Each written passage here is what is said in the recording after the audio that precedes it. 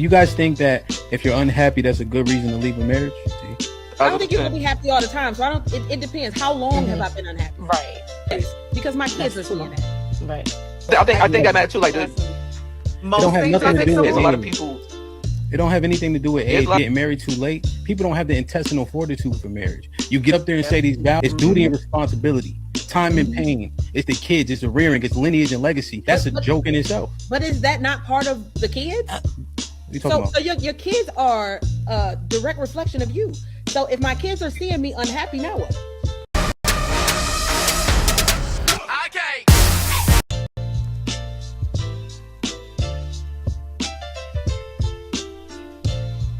Do you guys think that if you're unhappy, that's a good reason to leave a marriage? I don't think you're gonna be happy all the time. So I don't. It depends. How long have I been unhappy? Right. Because my kids are seeing that. Right. I think that matters too. Like most things, nothing to do with a lot of people. It don't have anything to do with age. Getting married too late. People don't have the intestinal fortitude for marriage. You get up there and say these vows. It's duty and responsibility, time and pain. It's the kids. It's the rearing. It's lineage and legacy. That's a joke in itself. But is that not part of the kids? So your kids are a direct reflection of you. So if my kids are seeing me unhappy, now what? What are you talking about? Because you said happiness in the marriage, because you just said that kids are part of it, right? Let me explain it to you. You're conflating your happiness with how the kids are treated, right? I'm not even talking about the kids. I'm talking about you being happy, right? I just said that about sex, so don't act like you can't do it about everything else. So now that we have a baseline with that, you can fake it till you make it in front of them kids all the time. Now, kids have discernment. I understand that, but happiness doesn't mean everything has to be egregious in the household. However, we know ebb and flow. Is that a thing, or are we dismissing postpartum? Postpartum depression is. Do we have menopause? Right? And so you guys go through these ebb and flow periods where your happiness is intrinsically not working. But that's why I agree. But I'm just saying, but you put it on the kids. Like, no, answer my question directly based on happiness itself. I did, but I said it depends on how long I've been unhappy. Raising my kids in a house where there's no happiness is not selfish. That's not life goals. Just for the sake to say I have a husband? Are you serious? No, you made a commitment under the Most High God, right? Unless you don't believe. Who cares about the commitment if I'm unhappy and I'm dying inside? No, don't interrupt them, Melly. Sorry, Nikki, what you say? I'm not staying unhappy for 10 months. You talking about 10 years? Well, I've stayed unhappy for a very, very long time. But who is going to continuously stay in an unhealthy marriage where you're burning inside, you're dying inside, you done forgot who you are, you done forgot your self-worth, and you're just super unhappy, like depressed to that point, just to say I have a husband and I have a family? I think that we know how hoes are created. Callie said it earlier. Something about they ain't had their daddy, their daddy didn't love them. That's one. Secondly, most of these hoes been hurt by a man. Just like these niggas that been hurt by women, they become hoes. It's the same thing. Savage. Okay, so this is what I'm saying. Even with what Callie is saying, the lack of love, hopelessness, a deficit, desperation. That's all the same umbrella. I'm desperate for the love of a real man because a man never loved me. So I'm out there searching for the love of a man. But because I don't know how to properly find love from a man because I never experienced it. So now from the worst experience that I've had and the damage that I've had from men, I'm telling you now, I'm only going to use them for what I like them for, because there's no possibility that they could ever even try to love me correctly. And I'm so lost on love, so in the deficit, I'll be desperate. And a lot of women have seen it. The girl come up here, hands. Remember the girl that came up here who was cosplaying a man? She was a whole butch, calling the women male-centered up here. You're trying to become them niggas. Talk about worship when you think you're fucking up a storm because you're a man and you're acting like a man. That's male worship down to the ground. So the women who are promiscuous, are we saying they're all desperate? Majority. I'm not saying that, but I know. Yeah, I agree. I feel like in my point in my life, I feel like I was being groomed to cater to him. So at 18, when did you guys break up or stop doing each other? When I was 21, turning 22. So you went for about 3 to 4 years. How did you upgrade him? I think that I gave him a different perspective. You also feel like after you dated him, I upgraded you, and then all these women want you after what I did for you. He was 18, bro. Like, you grilling him, bro. What the fuck? It's hard to imagine an 18-year-old girl upgrading a 28-year-old man, but then you left curious, what could you have possibly really done to a man that age? Like, you don't have no money, you 18, you don't have much knowledge, you 18. But what we're witnessing is cognitive dissonance. So there's no way you admonish the man by saying that you upgraded him and then in another breath say he groomed you. Those two things are diametrically opposed. right? And then you said age don't matter. People could be wise beyond their years. However, when Tamia gave you the bail money about you being 18, you like, yeah, I was just 18. Nah, because remember you just said that you had the wisdom and understanding of somebody older than that, which is what you would be able to bestow on him, right? Ooh. So these things are conflicting when we saying them. Did you actually upgrade him, or was you mad and talking shit to him because he cheated on? Are most of us cowards? Are most of us willing to kill and die for our wife and children? Are we willing to defend ourselves? Do we know what it looks like when shit is hitting the fan? Do we know when danger is actually upon us? How many dangerous situations have we been in to tell? Do we know who we are in these ways? I'm gonna just tell y'all this. If you are in a real life situation and a person approaches you after an aggressive conversation, get yourself in a position in which you can defend yourself properly. So don't stay in a position that doesn't give you any advantage but put you at a disadvantage. Don't ever do that. I see people picking and choosing, you know? So if I'm going to approach you in an aggressive manner, then I should stay that way. Or else you look bad. That shit look corny. That shit don't look good for men.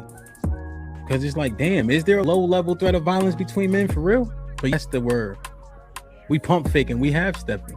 That shit take away from our strength, our bravado, when we don't know how this shit's supposed to go.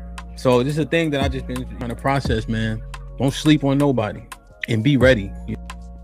Be ready as you can. The man says he got cheated on, and you tell him he's the reason why he got cheated on because she didn't feel like she was getting enough emotional support from him, and you justify him getting cheated on. And like I said, that's unfortunate. But the person that he got cheated on, you would have been like, girl, that nigga ain't shit. No, first of all, you don't know me, so you don't know what I would have said. I would have asked, well, what happened? What did you do? What did he do? I would try to get the full story. But to just go on this I hate women train, I'm not about to do that. Like I said, give us the full details. But to just act like everything was just shine the rainbow, sorry, Uno, but it's more to it. Right. So I just want you to realize real quick, she was emotionally deprived, and you think and then she entered a relationship with him. But no, you can't add a speculation on what we do know based on what he shared, and somehow you're saying he emotionally deprived her. You think that correlates? Because before she probably sexually had that experience with that man, she probably emotionally attached herself to him. Why would you think that? Because as y'all like to just say that women just go and just be loose and just have sex. You do. Remember we had the conversation. But the majority of women, they are going to emotionally, the majority of women going to emotionally attach themselves to a man. How? And then have the intercourse. How do you know that? Because I know. The same way y'all know. The same way that y'all know everything that y'all done talked about all No, what I'm saying is, how do you know that, and how can you justify that based on women's behavior? Because it's statistics. Somebody do the research. If she has a dream about me cheating, am I at fault now? You did that shit. You did that shit, nigga. You did that shit in your past life, man. Damn, boy.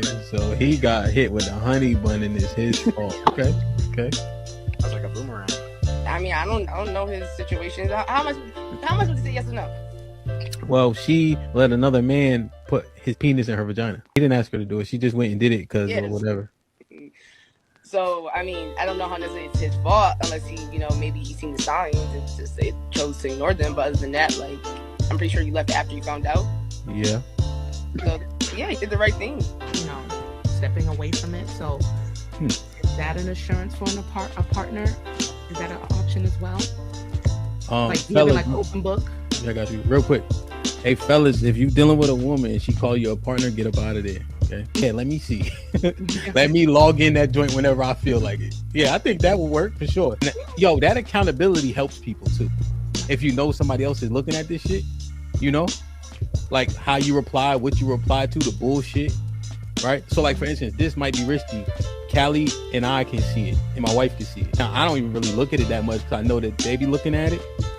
But also, bullshit get flushed. You know what I'm saying? It like take a weight off you, Right? Because temptation killed the cat. Pun intended. I don't even have a lock on my phone. You can pick up my phone at any moment and go in there looking and see text messages and all of that shit. Don't get a password. You say delete it. It's gonna be deleted. You mentioned that one of the problems was that you have so much access on social media. Like some of the people can message you, DM, your DMs popping. Him looking at it, is that going to satisfy him that it's confirmed now, or is he just trying to confirm whether or not you're responding back and cheating? The con to that is that he gonna read all that shit the wrong way for sure. Every time. As he should. It ain't never all good. I was just gonna say something to the effect of, in terms of social media, although primarily I do it for content creation, if my man had an issue with it, I was at it, no questions asked, because I've actually been there, done that. It calls for strokes. Like somebody will punch you in your shit for talking too much and talking crazy. It said in the Bible. No, it doesn't say that in the Bible. That also equates to. I knew it. A fool lips enter into contention and his mouth calleth for strokes. Proverbs 18:6. Okay. Because you know I read this shit. I'm just saying I about. did too, 5,000 times. Yeah, so what I'm saying is, well, you didn't know that was in there, right? Put him in the fucking bedroom. Get him out. So.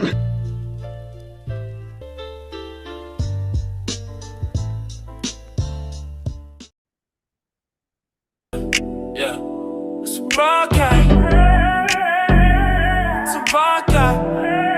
It's a broadcast, yeah. Like, share, subscribe, tell a friend, to tell a friend. DJ HAMP about to go live again. So hit the likes, my friend, on your way in. First off, salute the chat. And to all new cousins, welcome back. Heard you searching for the real, well, this is where it's at. The latest topics and panels, and brother, don't get sent to the bathroom. We got all the stats, too, back to facts in the morning or the afternoon. Tuesday, women's POV, 2 Fridays, dance and jamming tune. It's a community of real, and we better than the world news. This might be risky, I hope you know. This might be risky, let's go, let's go. This might be risky, no, I love you, real, I love it. This might be risky. Salute to DJ HAMP, it's time to start the show. Salute to DJ HAMP, it's time to start the show.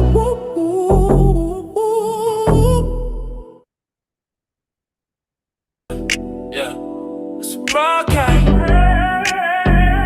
It's a broadcast. It's a broadcast, yeah. Like, share, subscribe, tell a friend, to tell a friend. DJ HAMP about to go live again. So hit the likes, my friend, on your way in. First off, salute the chat. And to all new cousins, welcome back. Heard you searching for the real, well, this is where it's at. The latest topics and panels, and brother, don't get sent to the bathroom. We got all the stats, too, back to facts in the morning or the afternoon. Tuesday, women's POV, 2 Fridays, dance and jamming tune. It's a community of real, and we better than the world news. This might be risky, I hope you know. This might be risky, let's go, let's go. This might be risky, no, I love you, real, I love it. This might be risky. Salute to DJ HAMP, it's time to start the show. Salute to DJ HAMP, it's time to start the show.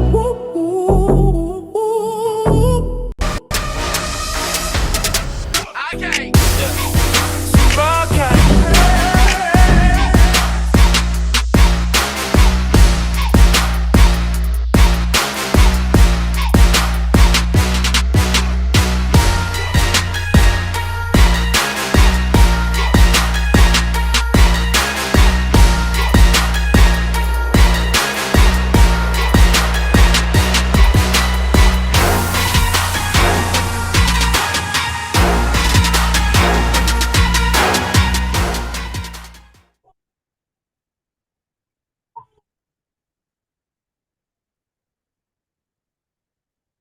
Yo, what up? What's going on? What's happening this Monday morning? It's just us? Yo. Check. Y'all can hear me? Yeah. We can hear you. Your camera out, though. Yo. Camera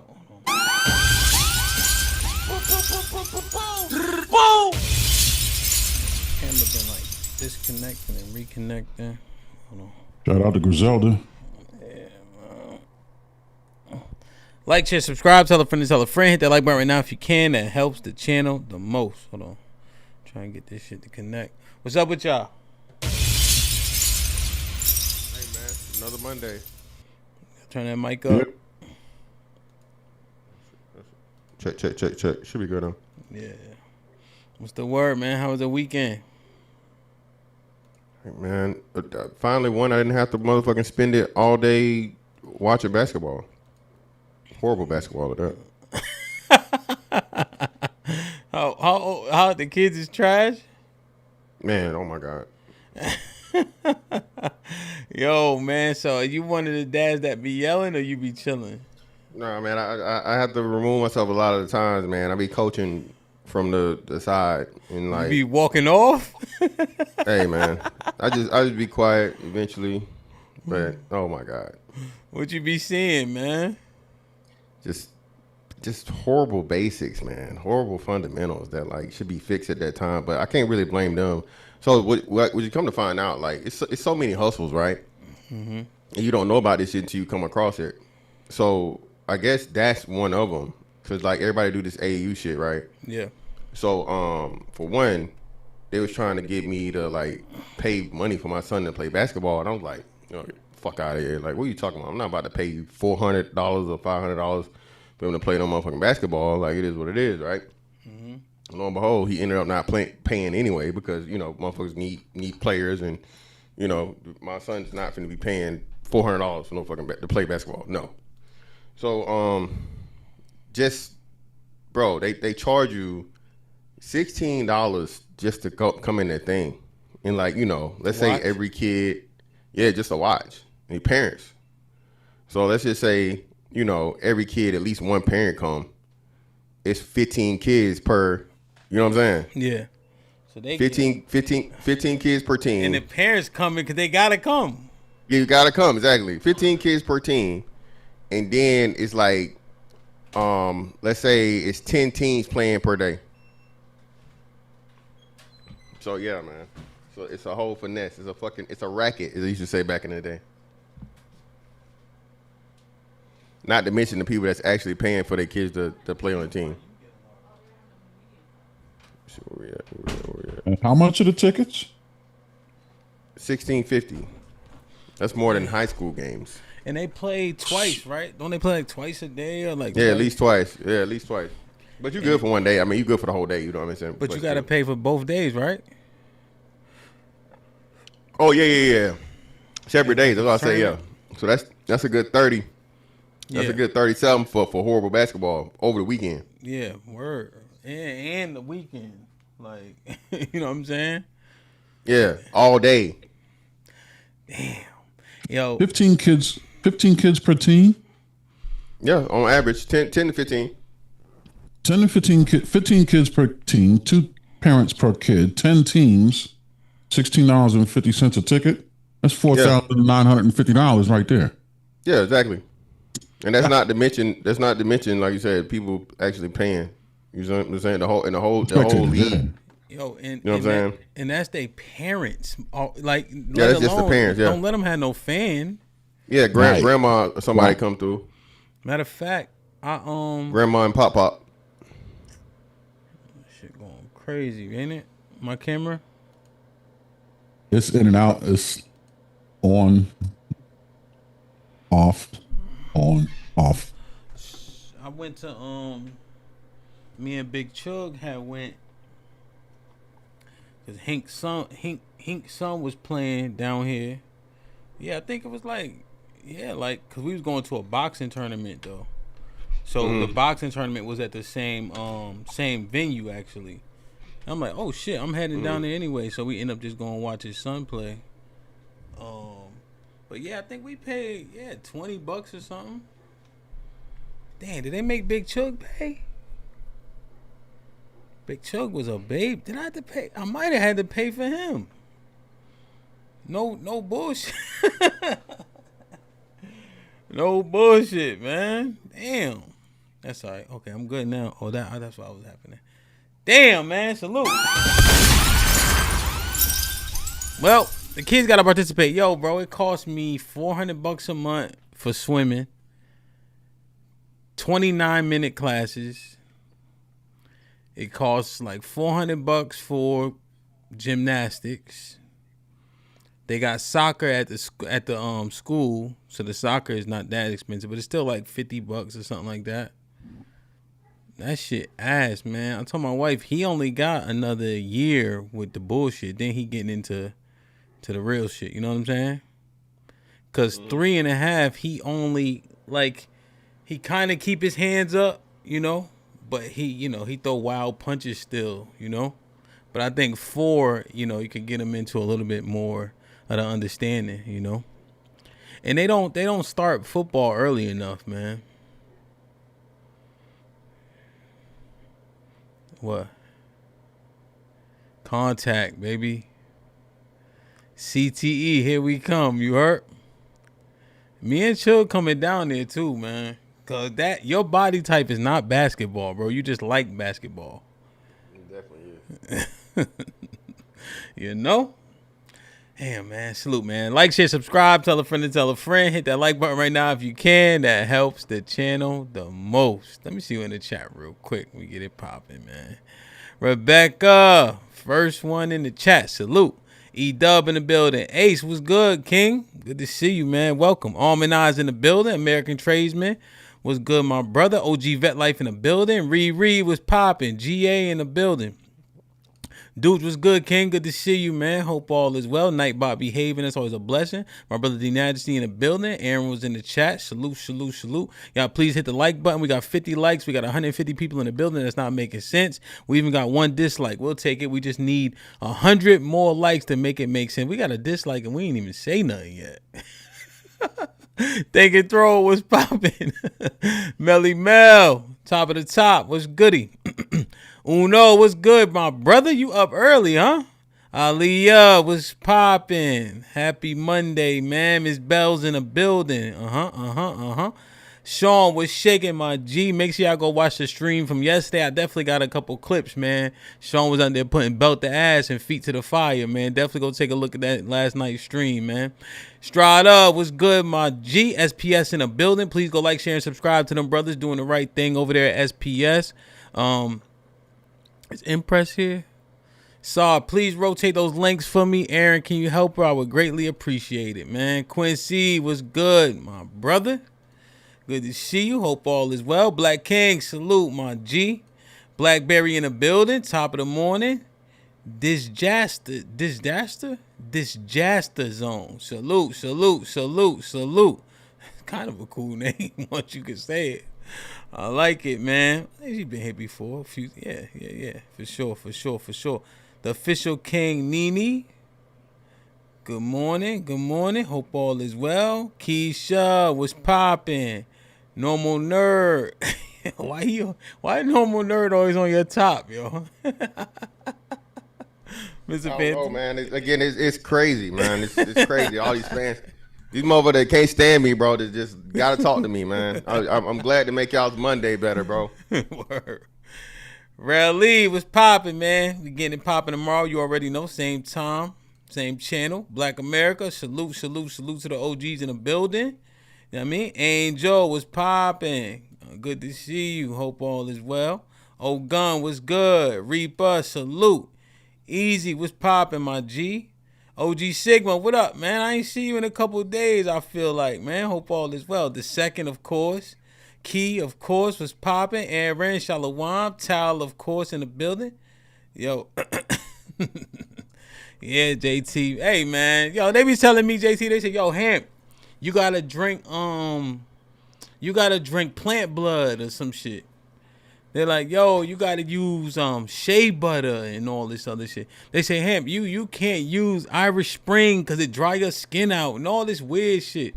I'm like, y'all doing all this to live 1 year longer than me? Shit, you might as well keep it. You drinking plant, huh? And still be musty. It's crazy. Yeah, that's what killed me. Yeah, yo, you gotta stay away from the aluminum. What, for 6 months? Yeah, nah, man. Nah, man. You smelling all oniony by fucking 1 p.m. Oh, you musty by halftime. You smell like halftime. Yeah, nah. Oh, man. Can't do no type of activity. Musty as a car dealer.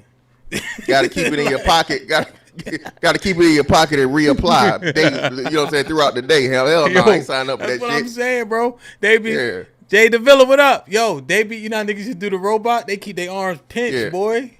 Hey, straight down like nigga flexing his chest. Yo, that shit ain't worth it, bro. That shit ain't worth it. They say, yeah, Hamp, you gotta drink chloroform once a day. I said, hold on. They use that for cadavers. No. I ain't doing it, Aaron. I'm good, bro. I'm good. Like, God damn. Like, I'm good. You heard? Yo, my grandma, she lived till she was 96, bro. 6-pack a day of Milwaukee's Best and snuff, nigga. My great grandma come out.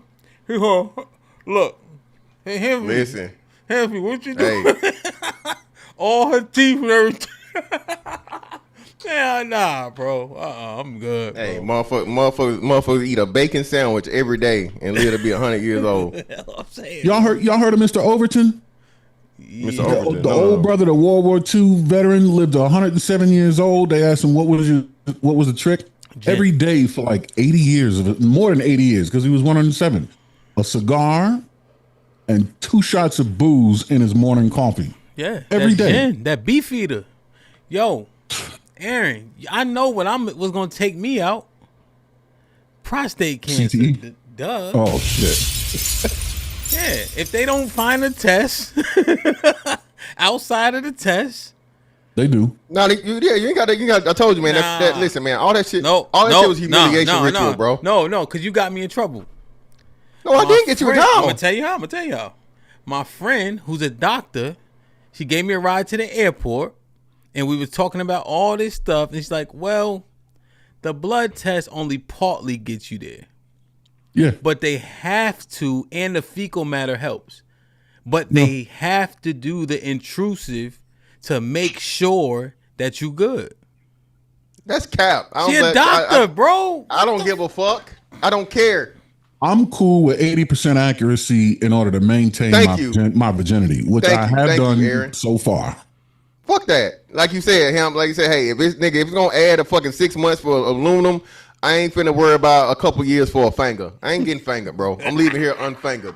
Okay? Yeah. Brother. Fuck out of here. You mean to tell me, listen, HAMP, if they got a fucking satellite that can read my motherfucking VIN number on my car, that motherfucking CT scan better be able to tell me if my damn prostate too big. Fuck out of here. You ain't finna finger me for nothing. I tell you, it's a lose-lose. That's what I'm saying, bro. It's a lose-lose. Fuck that. It ain't worth it, bro. It ain't worth it. At least a VIN number, 120 miles away. If you can do that, keep your finger out my ass. Yeah, hell no. My car got jacked, right? Not jacked. Stolen. Sorry. Not jacked. I ain't get jacked. I was gonna say you was in it. How about that? Nah. Damn, they hit you with the Gucci man. Nah. But my hammer was in there though. But so I called to report the hammer. Nobody called me back, right? Because when he came, I was kind of just, you know what I mean, waiting for him. Then it took him 40 minutes to get here. I'm like, the car in Dallas by now. You know what I'm saying? But I'm saying that to say that they got these car, car spotters, damn near, basically like license plate. Like every so often it'll hit here, hit there. It's like, oh yeah, we've spotted it in this place. I'm like, okay, so you're gonna get it. He's like, well, we got to report it stolen first. I said, that's what I called for. Mm-hmm. I said, bro, by the time they gonna be done broke my shit down, nigga, and crushed it by the time y'all get to going. So he saw it, but he can't do nothing until you officially report it stolen. But a phone call can't do that. You got to come see me. But then it took you 40 minutes to get here. And I don't even know when it was taken, because that's just when I went outside. You feel me? You know what I mean? Like it could have been gone for, until I went outside, But yeah, man, I'm good, bro. They say, yo, HAMP, drink some chloroform. You be straight once a day. Don't drink too much. I'm like, y'all niggas bugging, bro. They embalm niggas with that green. I fucks with the green powder mix, like at least once or twice a week. I fucks with that. That's because you woke. Nah, man. I'm a little healthy. Like I say, hey, I got to keep my prostate in order, man. So I ain't got to worry about it. They said that's what sex is for, bro. So I ain't got to fight the finger. If anybody's speaking of, hold on, have y'all heard? Listening? Go ahead. If anybody's listening, don't drink no chloroform. Jesus, I get people. It sound like chlorophyll. Yeah, chlorophyll, motherfucker. Chlorophyll. Yeah, chlorophyll. Chloroform. You definitely going to see Uncle Charles. You drink chloroform. It's like you out of here. Oh shit. All right, yeah, y'all don't chloroform. This shit they knock motherfuckers out of it in the movies. Put you out. Well, drink plant blood, right? That's what it is. Plant breath or some shit. They say. Yeah, that is equivalent though. That's all. What the fuck this nigga mean by plant blood? Yeah, that's equivalent. That's accurate. But no, speaking of which, right? Speaking of prostates and shit, the myth has been debunked about a man's G-spot being in his prostate. I told y'all niggas. Y'all thought I was playing, but I told y'all niggas. Listen, I done had too much good pussy for you to tell me anything about, okay, it being anywhere other than my motherfucking penis. That's motherfucking Hamp. They've been saying this at least our entire adulthood, Hamp. I told our whole lives. They've been saying this for my whole life. Yes, motherfuckers been saying this shit. And I was like, bro, it's no way. I'm like, it's no way. Hamp, Hamp, you don't ever where you fall over. I'm like, bro, don't nothing feel better than this. Don't nothing feel better than this sensation right here. You finna tell now they gotta put his legs in the air. I don't even want. No, I ain't never believe that. That don't even make sense, bro. Exactly, but hey, who listens to that? Hamp, the whole fucking world is a big troll for just men in general, bro. Straight niggas, it's a big ass troll, bro. Already? It's a big troll. Yo, come anything on. you got to go through your ass. Like, whoa, nigga, what? No, what we doing? Yeah, yo, that don't make no sense. I think I big heard ass troll, before, bro. But I never even like considered that. Like, nah. Bro, I've had fights with grown women and men about it. I'm like, bro, there's no way. I have a penis, okay? You can't tell me nothing feels better than this. And if it does, I don't want to know about it. I don't even want to know. Because that shit got to be worse than crack.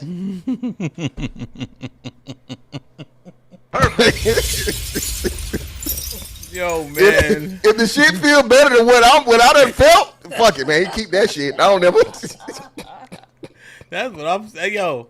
It don't need to feel no better. It don't. That's what I'm like. I'm like, nigga, what? Like, bro. But hey, man, these niggas. Hey, man, I blame. And you know who I gotta blame? Him. This part of the thing. I gotta blame the jail niggas. What? Specifically, L.A. jail niggas, prison niggas. All this is prison culture, man. Prison fucking culture, bro. Yo, niggas getting their asses played with. That is not. What? That's not prison culture, nigga. That is homosexual it's a whole culture. video. It's a whole video out here. It's homosexual prison culture. It's a whole video. The nigga Sir Pagelli, Mr. Sir Pagelli, and then Fleece Johnson. Come on, what we talking about, man? And I won't. Evidence is here. Nigga, that's not prison culture, bro. That's them niggas in prison. Those are homosexual men in prison. It's not prison culture. Why you do that? Why? Let me ask you a question. Why is that the one thing where you throw niggas under the bus, bro? Hey, man, listen. The prison niggas said it. Hell, prison tubers, every prison tuber has several stories of brotherfucker activity, bro. I'm just reporting it from the niggas that know it. So what did prison culture do? So a lot of that shit, them niggas came out and because they was dealing with them boys, and then they come out and they start dealing with the women, and they still want to do the same activities, and they ask the women to do it. Anything, this is why all these women out here talking about eating ass. Hell, did you know? And I didn't know this because they what's the girl, Tiana Taylor? So all of this acclaim that Tiana Taylor was getting, Tiana Taylor's eating an old white man's ass in that fucking video in the movie. Oh, and every one war happened after other. The word, whatever that shit is. That movie. I ain't seen, niggas told me this, and I'm like, nah, y'all bullshitting, right? I still haven't, but niggas told me Tiana Taylor, and it's some old ass one of them, whoever the oldest motherfucker in the movie was. Sean Penn. Some 70, 80-year-old white man. She has a scene where she's fucking eating this man's ass. Sexy Red eating ass. Sukihana eating ass. I don't know why black women wanted to fucking own this shit about eating a man's ass. I don't get it. Okay, I watch that movie is good actually. But no. She pegged him in the movie with the hammer. Yeah, okay, and it might apparently it was something else too. Even I mean, that's based crazy. on what I remember from that part, but that's not the parts I focused on, so I could be missing it. And this is a good movie, you say? Yeah, I'm sorry. I Oscar, gotta say Oscar winning. It's the movie Oscar winning because that's a small portion of it, but that movie is fucking dope as hell, son. You gotta watch it. Aaron, it been on HBO for like 3 months, right? It took me forever to watch it. I clicked it one day, finally watched, because I wasn't really intrigued by the trailer either. So, you click it, I'm just sitting in the living room, you just bullshitting. And then it's good. I didn't know people were saying it was that good. And then Be Nice had said it was good, which really deterred me. But then I said, oh shit, Be Nice was right. That shit's good. It really is, bro. Listen, bro, stop. Yo, put the gulp down, my nigga. Yo, stop doing that to the niggas to the prison population, bro. Hey, that is gay LGBTQ culture. That's what it is, bro. That's it. Them niggas could be in prison, out of prison, don't matter. They homosexual. That's what they do. Jesus Christ, man. Hey, man, I'm hearing it from the source, Hamp. I'm hearing it from the source, man. Hey, don't get mad at me. I'm just reporting what's been reported. It's out here. Again, syrup or jelly. Okay? Wow. Perfect. Put him in the fucking bedroom. Get him out of here. Come on. Hit the like button, man. Aaliyah with the $5 says, it was said that people was told that the male spot was there so everyone can get on board with the alphabet games. If you know, you know. So you think it was a ploy, Aaliyah, huh? Yeah. Damn, niggas believe that shit? Hey, man, they gave niggas an excuse, Hamp. Niggas don't need but a half a reason a lot of the times, man. Niggas that's quote unquote on the fence. Oh, if it's a woman, you can't. Oh, Hamp, that's another thing. Niggas said, oh man, if you're doing it with a woman, that can't be gay. Like, nigga, what? Excuse me? Hamp, we gotta have Hamp. You're good, brother. You know what, Hamp? You really good, brother, at planning events and shit, right? And the people seeing the resident. Hamp, we need to do the official straight nigga coalition meeting so we can write and define the bylaws of straightness. I'm sick and tired of this shit, Hamp. Sick of it.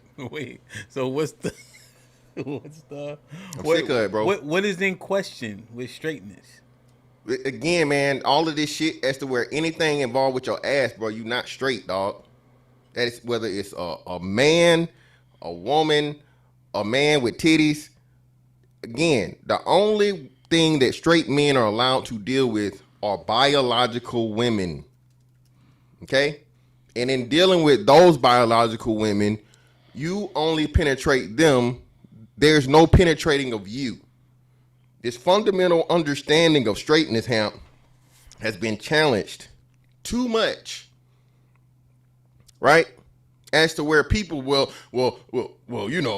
he does it with his wife, so okay, so that nigga wife makes him gay and he like it? Okay, so if you're doing something with a woman, it's not regardless. You're saying there's certain things you could do with a woman that make you queer. Yes. Does it make you gay? Yes. So gay, queer, whatever. Anything other than straight is gay. Okay. Now, what about sodomy of any kind? Obviously, if you get sodomized, that's gay, right? Yeah, well, hold on. Because sodomy would be anything other than vaginal, correct? Well, the anal. So again, yeah, but so you as a man, yeah, if you again a man, that's why I said I think that covers a man being penetrated. So a man can only be penetrated. A man only got 2 orifices, right? Yeah. So if a man is penetrated in any shape, form, or fashion, brother, and again, what's the rule? Ain't no coming back, nigga. Yeah. Ain't no experimentation. So if he with his chick and she penetrate him in any way, he's a homosexual. Over with. Yes. Okay. He's a homosexual. Point blank. Period. Period. That's it. For life. In perpetuity. You can handle it with God when you see him, but the straight nigga card is lost forever, banished. You may not return. So what do you say to the people that say that was a girl? What you mean? So like he get, come on, man, this is getting crazy, bro. Like he with a girl and she peg him. Yeah, that nigga gay. He just so again he's being penetrated regardless. Okay, so penetrated point blank. Yes, you're no longer a straight man. And again, this is of course this is voluntarily. I don't do this for a man that's forced or violated, or so on and so forth. It's a traumatic thing to where, if he's forced against his will, so on and so forth. Exceptions, of course, right? Yeah. But if you are doing this voluntarily for pleasure, brother, no. Aaron, anything? There shall be no history of or propensity towards any experiences or interest in anything directly or indirectly related to the alphabet community, to include things that could be left to reckless speculation. That makes sense to me. Shit like that. Shit like that. Shit like that. Shit like that. That makes sense. Yeah, I agree. Get penetrated, brother. You gay. Gay. Perfect. Brother. Like, share, subscribe, tell a friend to tell a friend. Hit that like button right now if you can. That helps the channel the most. Vet Life for the 10 ounces. Salute, fellas. And HAMP, why you get this nigga started? It's too early for this shit. I barely said anything. I guess I said a lot. As A for the 2 ounces. Only panelists act like they real G's. Cap. As A for the $5 says, they also say men who talk about it the most really don't get it like that. I think Mr. Fantastic, is she talking to you? Ask Abe is, she's senile and old and she don't like me, allegedly. So, of course. Just one more step closer to that abusive nursing home. Ask Abe.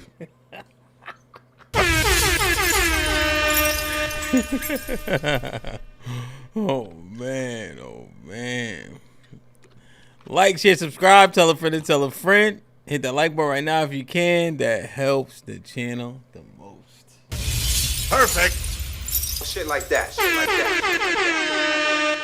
that. Speaking of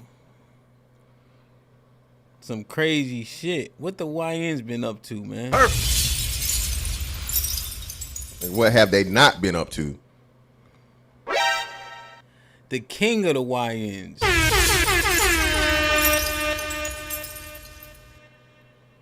Hey, don't let that Dirk first verse confuse you. Ain't nobody slime as me. The nigga ain't lying, man. I haven't really followed it with him and Gucci. Is there a clip we can play? What's the ins and out of that? So, and again, this isn't alleged. Okay, this has been confirmed. Okay. So this story or whatever broke out in January that, at the time, allegedly. Smart. Shiesty.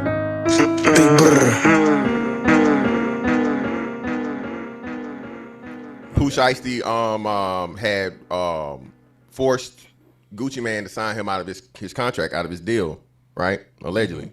Mm-hmm. And lo and behold, the feds picked the case up to confirm that that's what happened. In the process, Gucci had 2 people with him. I think he had like a cameraman or something, a white boy, and then he had his personal security. Gucci lost a watch and I think like a chain or something in the process.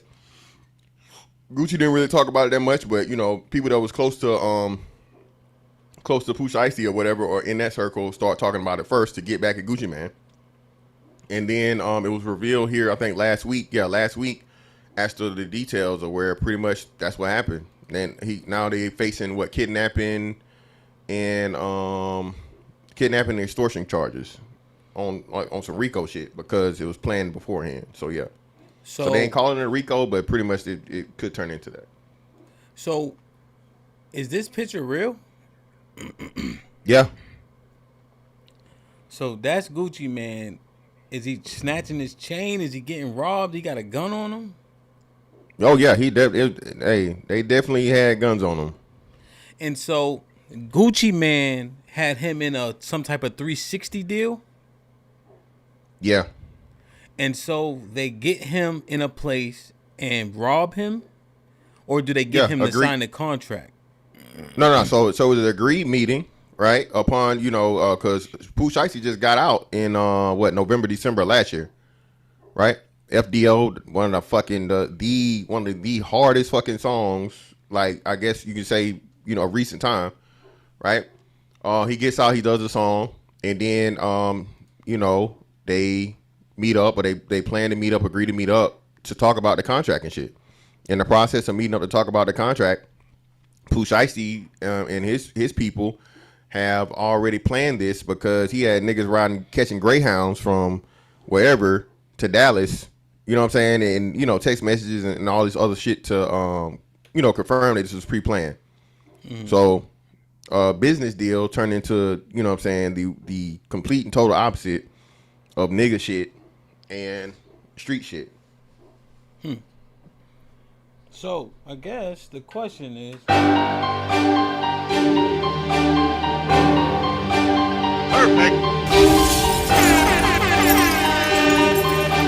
Once again, I'm locked in pussy nigga, we brr. Hey, FDO, FTL, first day out, bitch. Fuck the fed. So who's wrong here, Mr. Fantastic? Because we focused on the YNs, but as you continue to edify on the story itself, let me know if you got a video that we need to play with, etc. Who's wrong here? So from the contents and the sentiment in the chat, salute to Aaliyah with the $2 super chat. She said, I would have kidnapped Gucci too.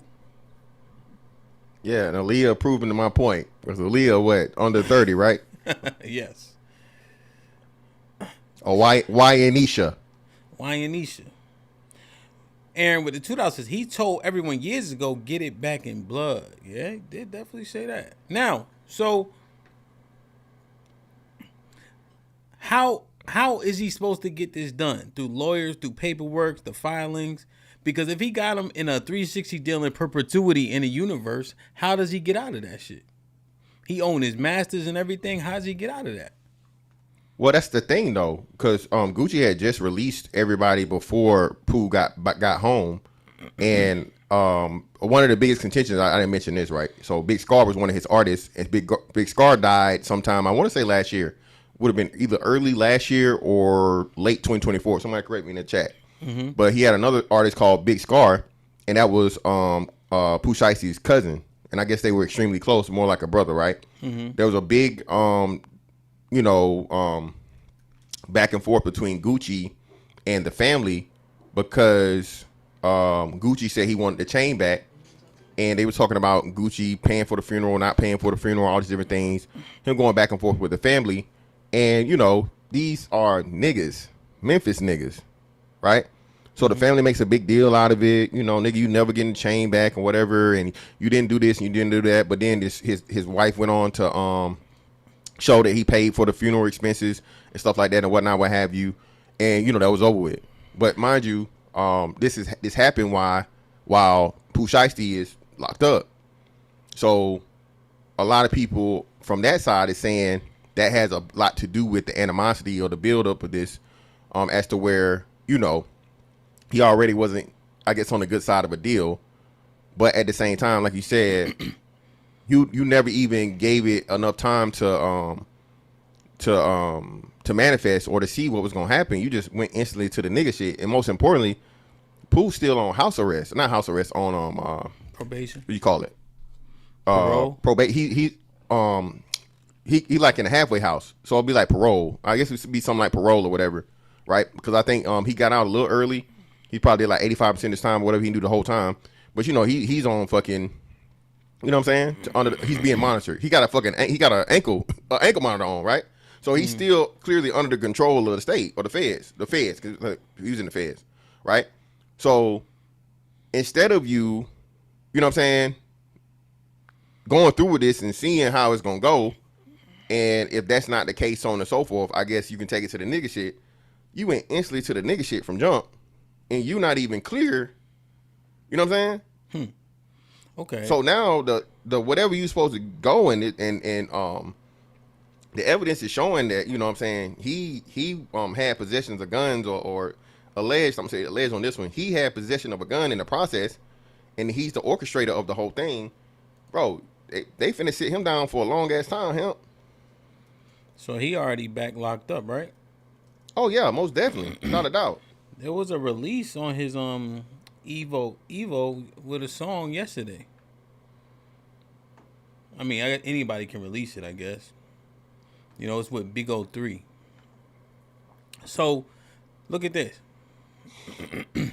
Aaliyah with the $5 says, I don't care. Gucci been sacrificing all the artists on his label. He done signed, and only reason he ain't get Pooh was because he was locked up.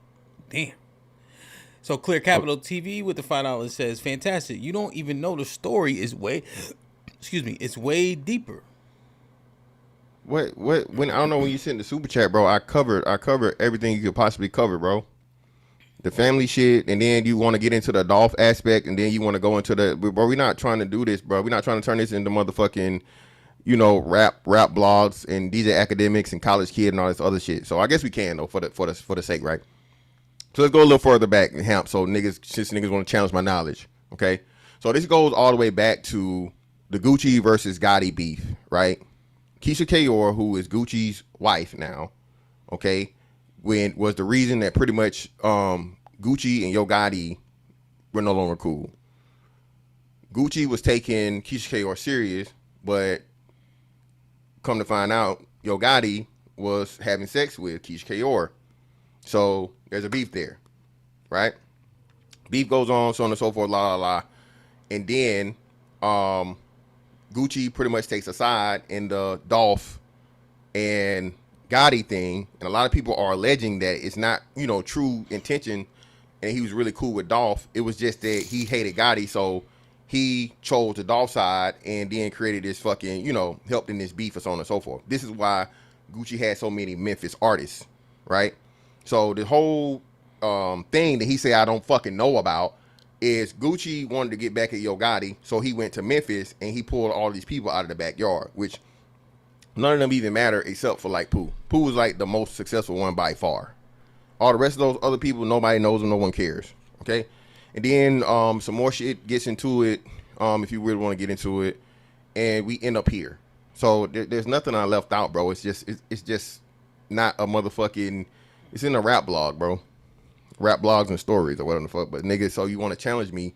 I know the whole fucking story, bro. So let's talk about, okay. All right, so let me read this real quick.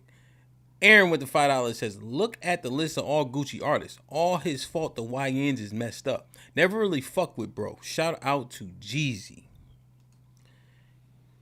What's that say? Cam 901 with the $10 was popping says Shiesty outgrew the deal in music. It's more about album release based on as opposed to time, meaning he still probably has a lot of that deal left to fulfill. Didn't make sense, so he took the route he took. Oh, so he's saying he had like how Pac was trying to, you know, they say Pac was trying to get them albums out so quickly because that was his obligation. 5 albums or whatever the case is to get off the label. Yeah. So he's saying allegedly Pooh had more than a few more albums to go. Yeah, because he only had one before he left. I think he only had one official album, Slime Season. I think it was Slime Season. Like, and then he got locked up. Okay, because this is backstory, right? But with the overarching thing is what needs to be discussed, right? We talk about the YNs. We talk about Gucci and what the sentiments are from the people that also seemingly know is that Gucci was taking advantage of them, right? Now, we'll say, yeah, you're supposed to read the fine printing and all that, you know? But this is not the first time this shit like this was happening, though. Exactly. This R&B niggas was doing this.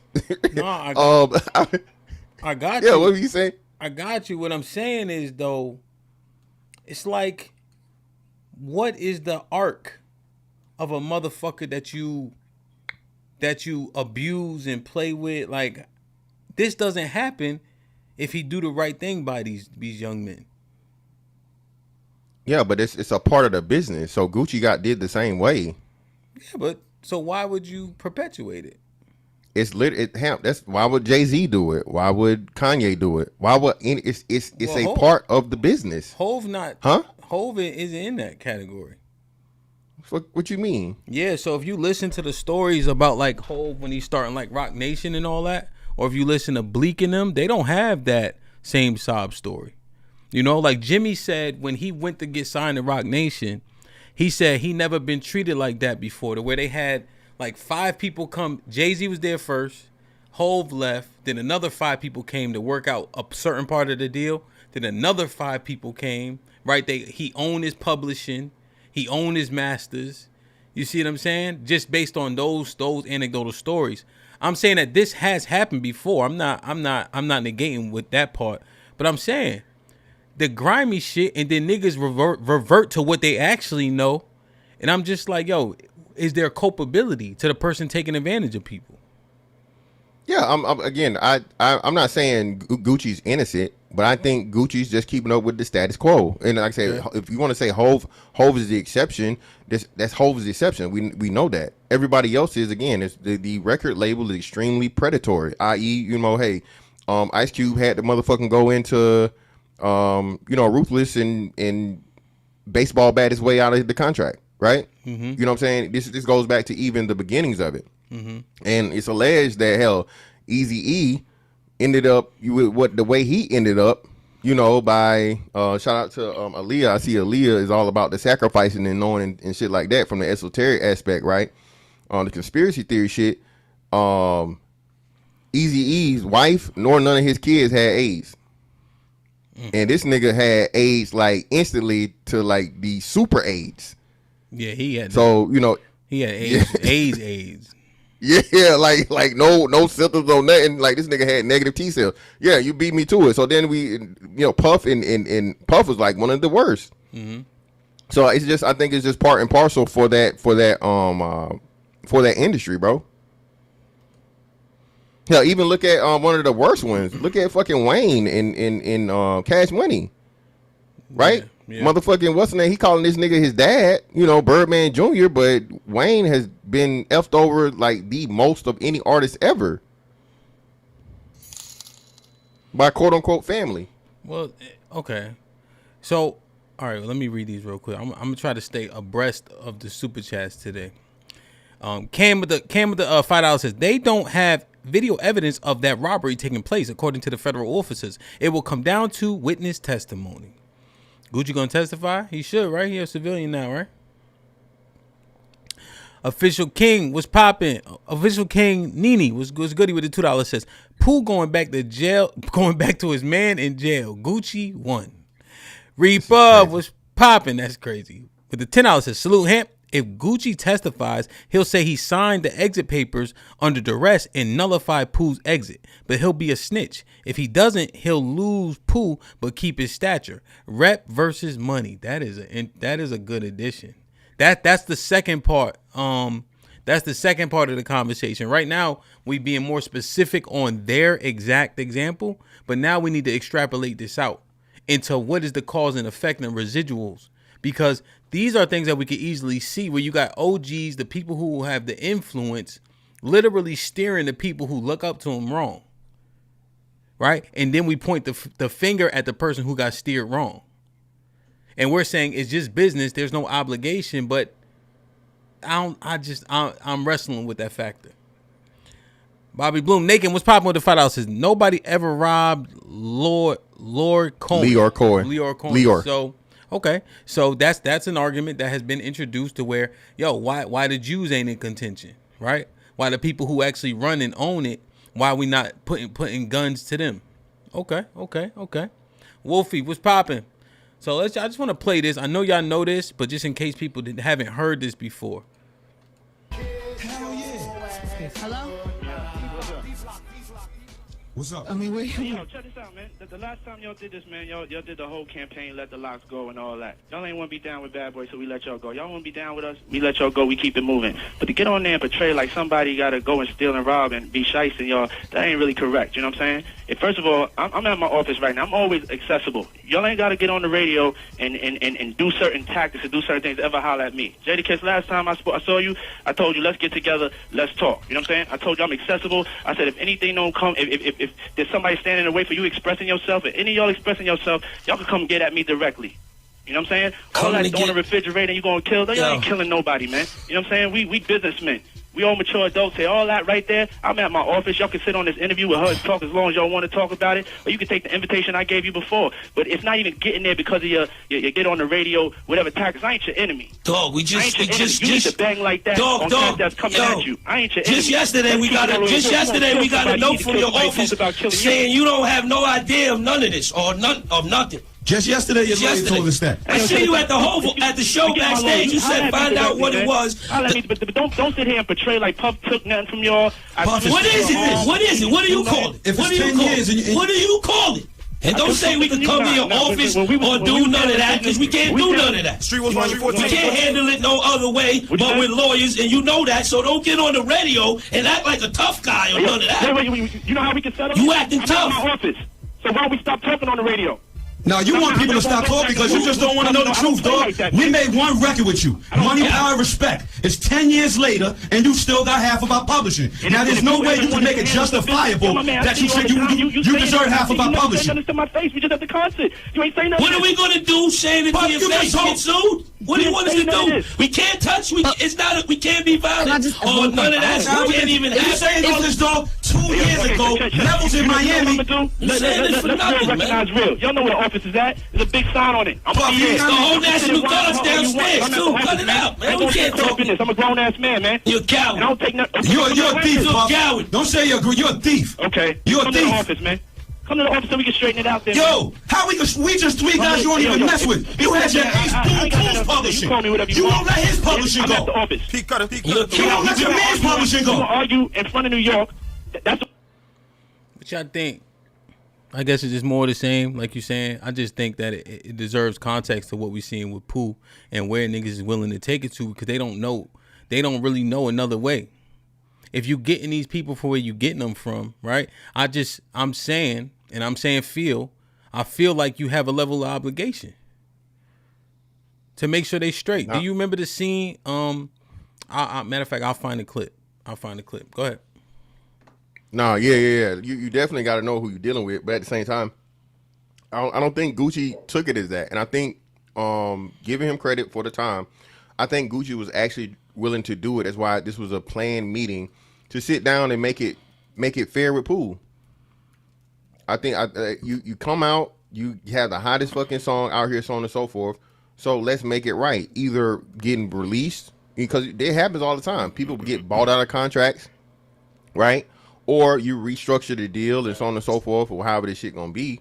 Mm-hmm. But to come out literally like, with guns and shiesties, like, bro, that's never gonna work nowhere. And like then it comes to the point of where they said, y'all not putting this with no white man.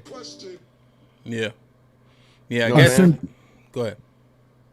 I think that's bail money for Gucci that you're posting. Because it shouldn't be anything to clear up. It shouldn't be anything to be made right. He entered him into a deal that was initially fucked up. And I don't think you have to be conflicted, Hamp. I think 100% there is a sense of responsibility and duty to the people you sign by virtue of the fact that when you are in a position, you always make sure that somebody is coming up behind you that can fill your spot the day you need to advance. And B, you don't use loopholes to take egregious advantage of somebody unless you're pointing the crosshairs upward.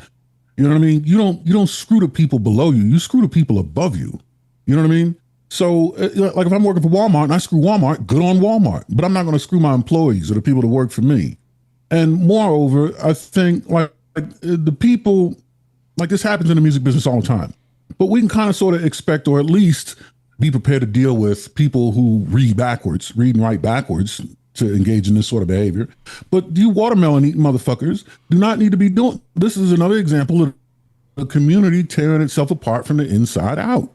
When in actuality, we could be doing the right thing to help ourselves advance each other.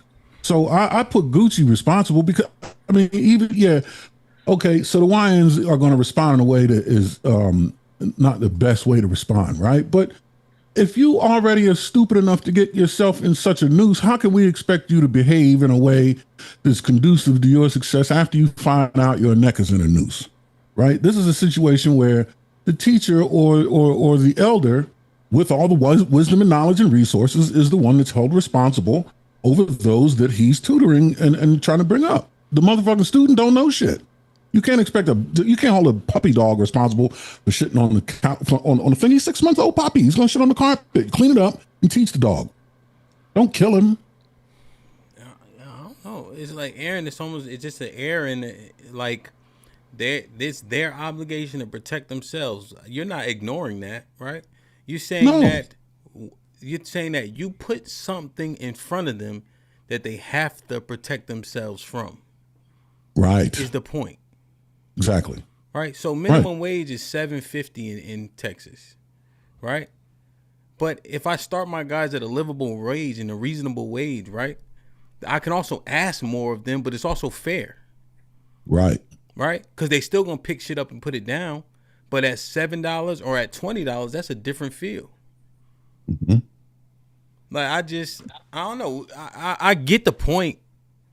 Right. I get the point. Yo, that's your obligation. But god damn, son. Especially if the work that they're doing for you, you know good and damn well is not worth minimum wage pay. Yeah. Just, you know, taking advantage of the fact that they're willing to take minimum wage, when in actuality, you're going to benefit from $20 an hour worth of work. Pay them what they are. Pay them what you own. Pay them what their worth, time and worth. You know what I mean? Pay what the work is worth, no matter their experience. Yo, teach them. That's the other thing, right? I lost my train of thought. You know, you think about these contracts, right? And it says perpetuity, right? Because I've seen one specifically. In perpetuity, right? Mm-hmm. In the universe.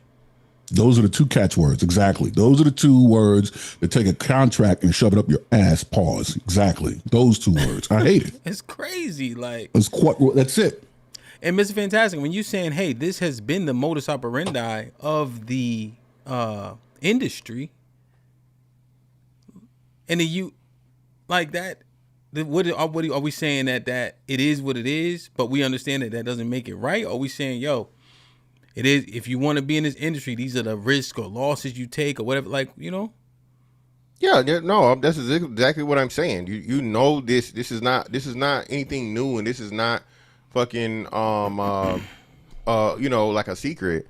If you go into this and you sign a piece of paper understanding the 360 deal and all of these poor things, and you do it anyway, I don't know. Nah. And then to resort to bring street shit into business. No, bro. That's a part. You never, like I said. Since when though, Mr. Fantastic? Why now see here's the thing, right? And I interjected on purpose. Because we do a lot of this scrutinizing, right? It's almost the same thing like we leave the Jews alone when it comes to business, right? But how did the Teamsters, how did the unions get started, right? What's the guy in Ireland that they love so much? Whitey Bulger.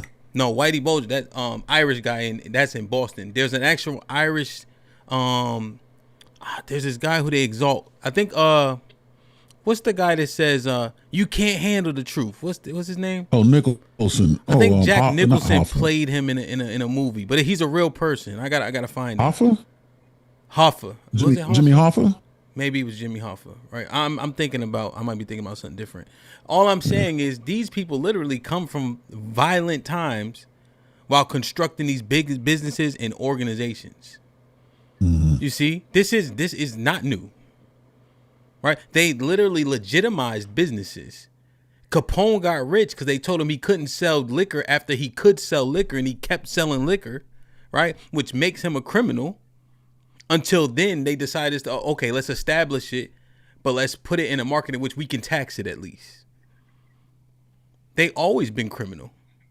I've never heard of what's that rich family that people always cite? Rockefeller. Rockefeller, Rothschilds. Stealing, killing, before let them have been subject to the RICO. Forget about it.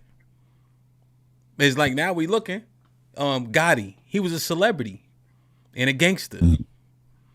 And they had to RICO that motherfucker because he was doing a whole bunch of shit in a bunch of different industries and killing people along the way. And the Italians run the fire departments in New York City. So I'm just illustrating, Mr. Fantastic, this shit regular. It's still not regular because for one, that was pre-modern times, right? That was pre the current structure we have from a business standpoint, from a legal standpoint, right? So if we want to go back 60 years, 60 plus years, you have a point. But give me something more recent as to where that has been anything near or close to where it's okay for you to use violence to get forward in, you see what I'm saying? It's just not going to work. That's not a modern times thing. Business is meant to be handled in boardrooms with fucking lawyers and, pieces of paper, not motherfucking goons and firearms, bro. Hold on. Wait, so okay, you give them grace? Who grace? I'm not giving anyone grace. I'm look, bro, I'm a big acceptor, and I know you hate this phrase. A lot of times, HAMP, the way it's supposed to be is just how it's never gonna be. I accept reality, bro. We can go over this shit and we can argue the morality of this. That's shit, the point right? I'm making though. Like the morality of it is irrelevant. How is it done? America, like I said, everybody should love this one. America is the biggest gangster. Well, and we benefited from the most. 100%. I'm just saying that when we start calling Pooh foolish or out of his name and etc., right? I look, and I'm not super versed in the political shit, but they didn't find shit in Iraq. So I'm just trying to figure out Pooh more the same. I'm just saying we demonizing him. But literally, like they say, you say, or we say, or they say, how America moves is the same way. Venezuela. Yeah, but that's the inverse, what? Let's go get this nigga so we can get the oil and shit like that.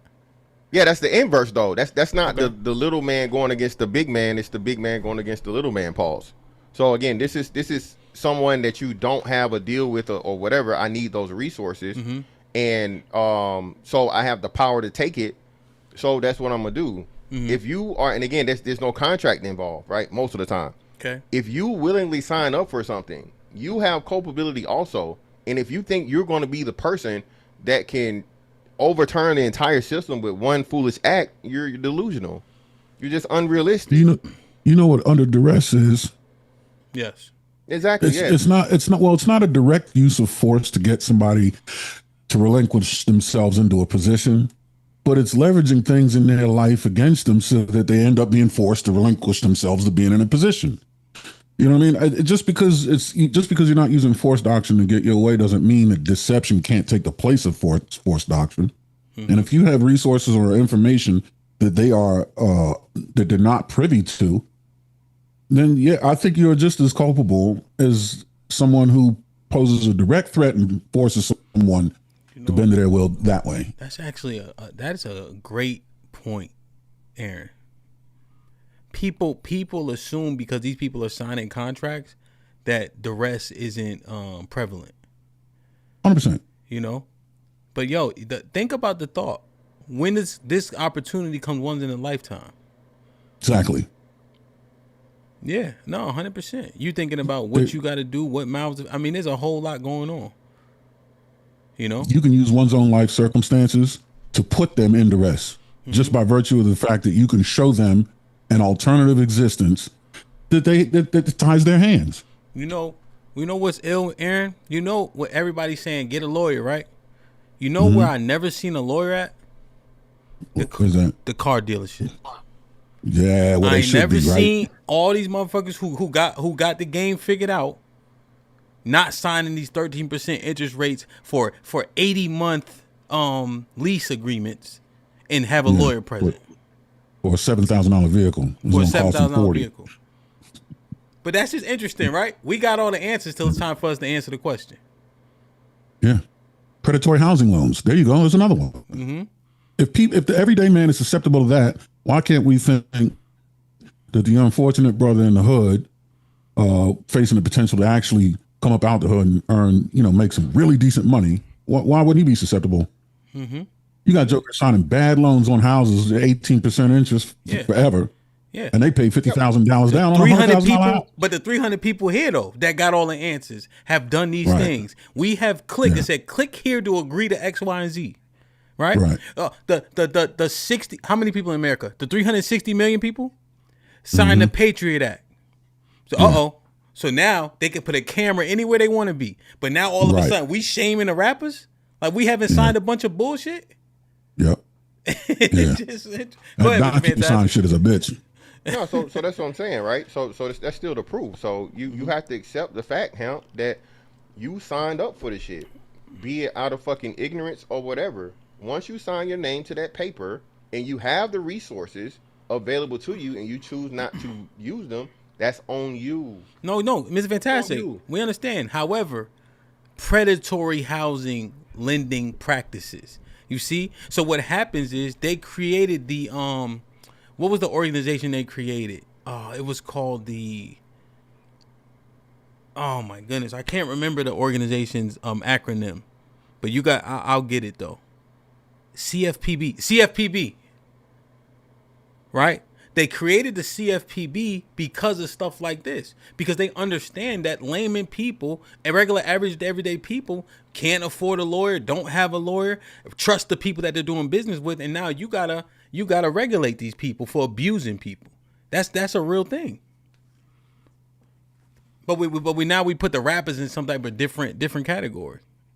Yeah, because the rappers is pulling guns on niggas and not going the way about it that you supposed to go about it.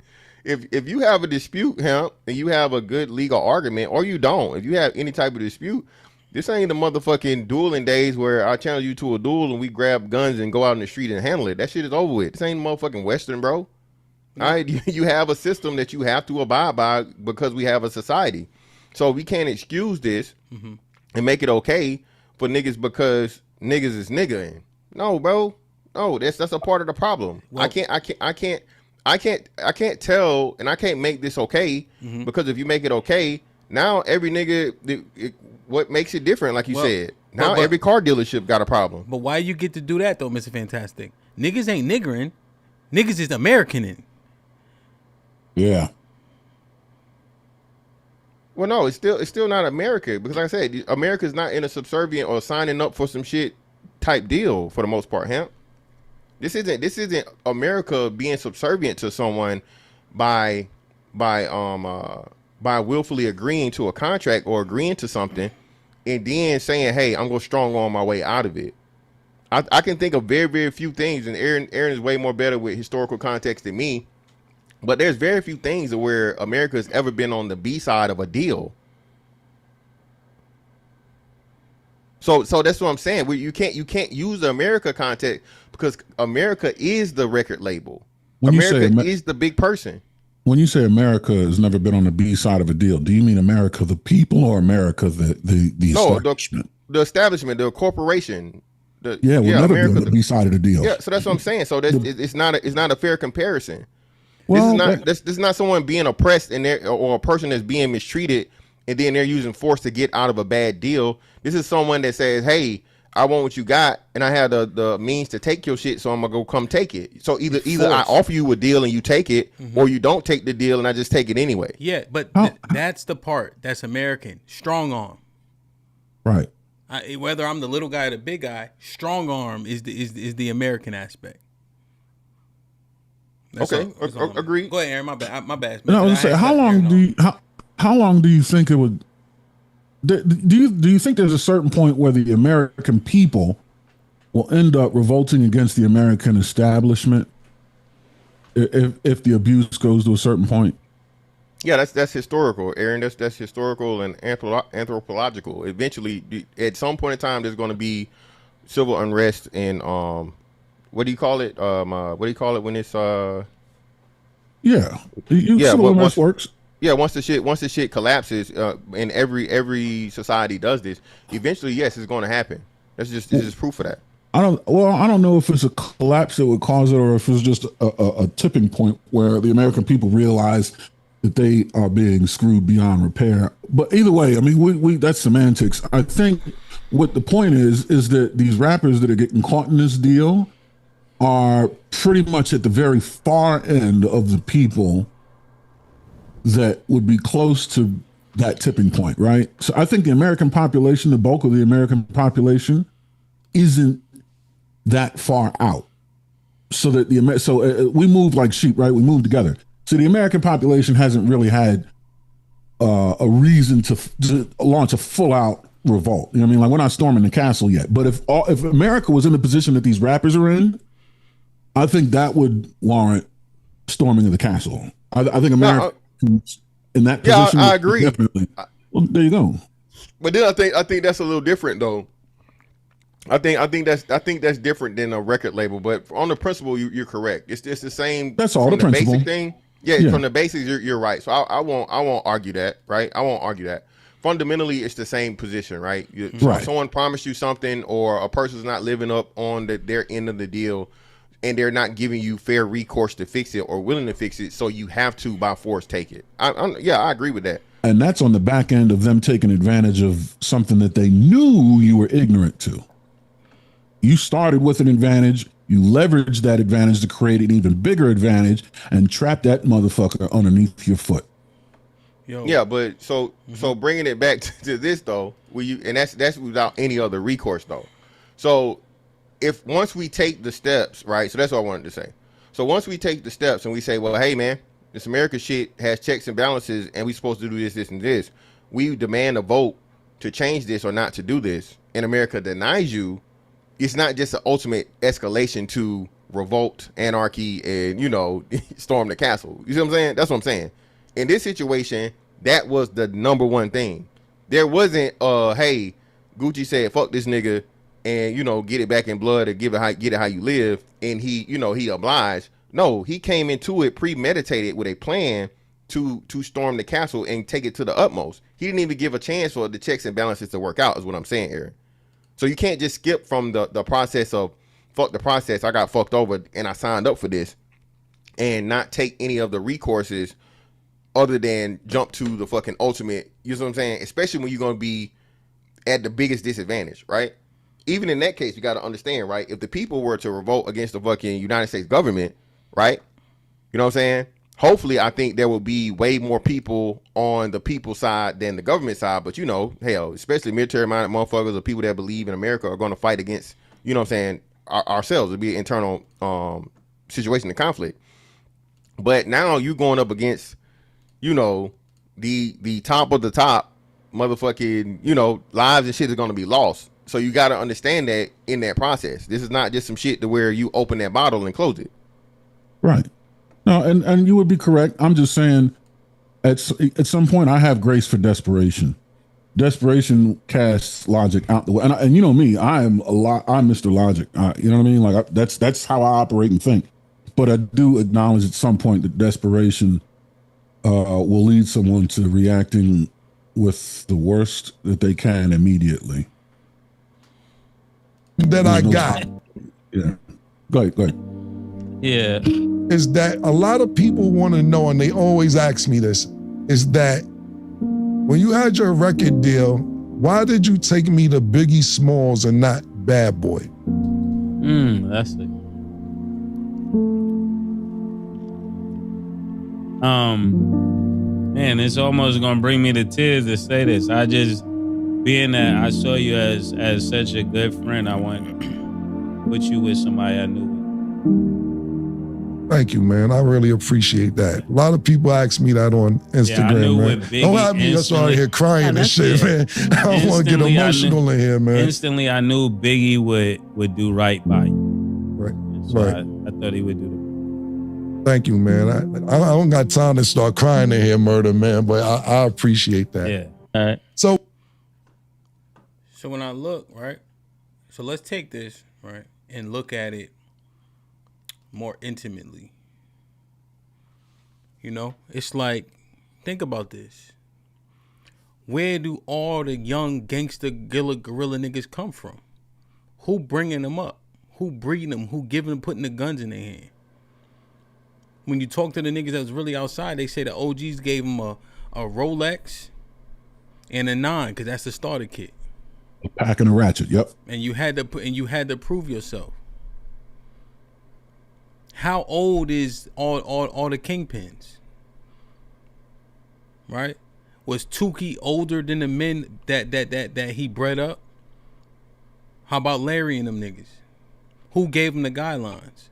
They also say the reason why the gangs are out of whack is because the leaders are in prison. But somebody started it. Maybe it's a chicken or the egg conversation, but if we say, yo, this is how it go, take this and extrapolate this modus operandi to the young niggas in the street. How culpable are the old niggas? Well, I mean, on this one though, I don't think this. Well, we got to see who Pooh Shiesty is, right? Okay. So Pooh Shiesty grew up in this shit. So clearly, Pooh Shiesty is who he says he is, right? Okay. Let me see if I can. Let me share this. Share. Where's the share option on here? Hold on. Why is it not giving me the? Had a share button? Yeah, knowing who Pooh Shiesty is, right? And I agree. That's part of the community that is definitely toxic to itself. I'm not with the crime element. But also, when you're an executive that's outside of that element, when you have a chance to bring someone outside with you, you don't do it in a way that's going to trigger the worst that they're capable of. You know what I mean? I'm not going to activate your niggerhood. You know what I mean? Like, I'm not going to make you prove the name Shiesty when I'm actually trying to do something that'll bring that shit to an end. You know, it's counterintuitive. There you go. You see it, Hamp? This with Shiesty, right? Yeah. All right, hold on. Oh, okay, yeah, I got it. Hold on, let me switch.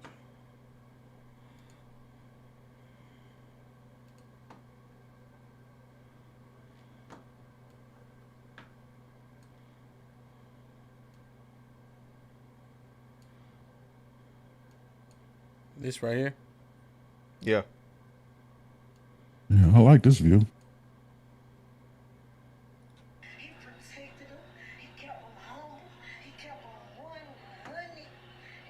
You turn it up?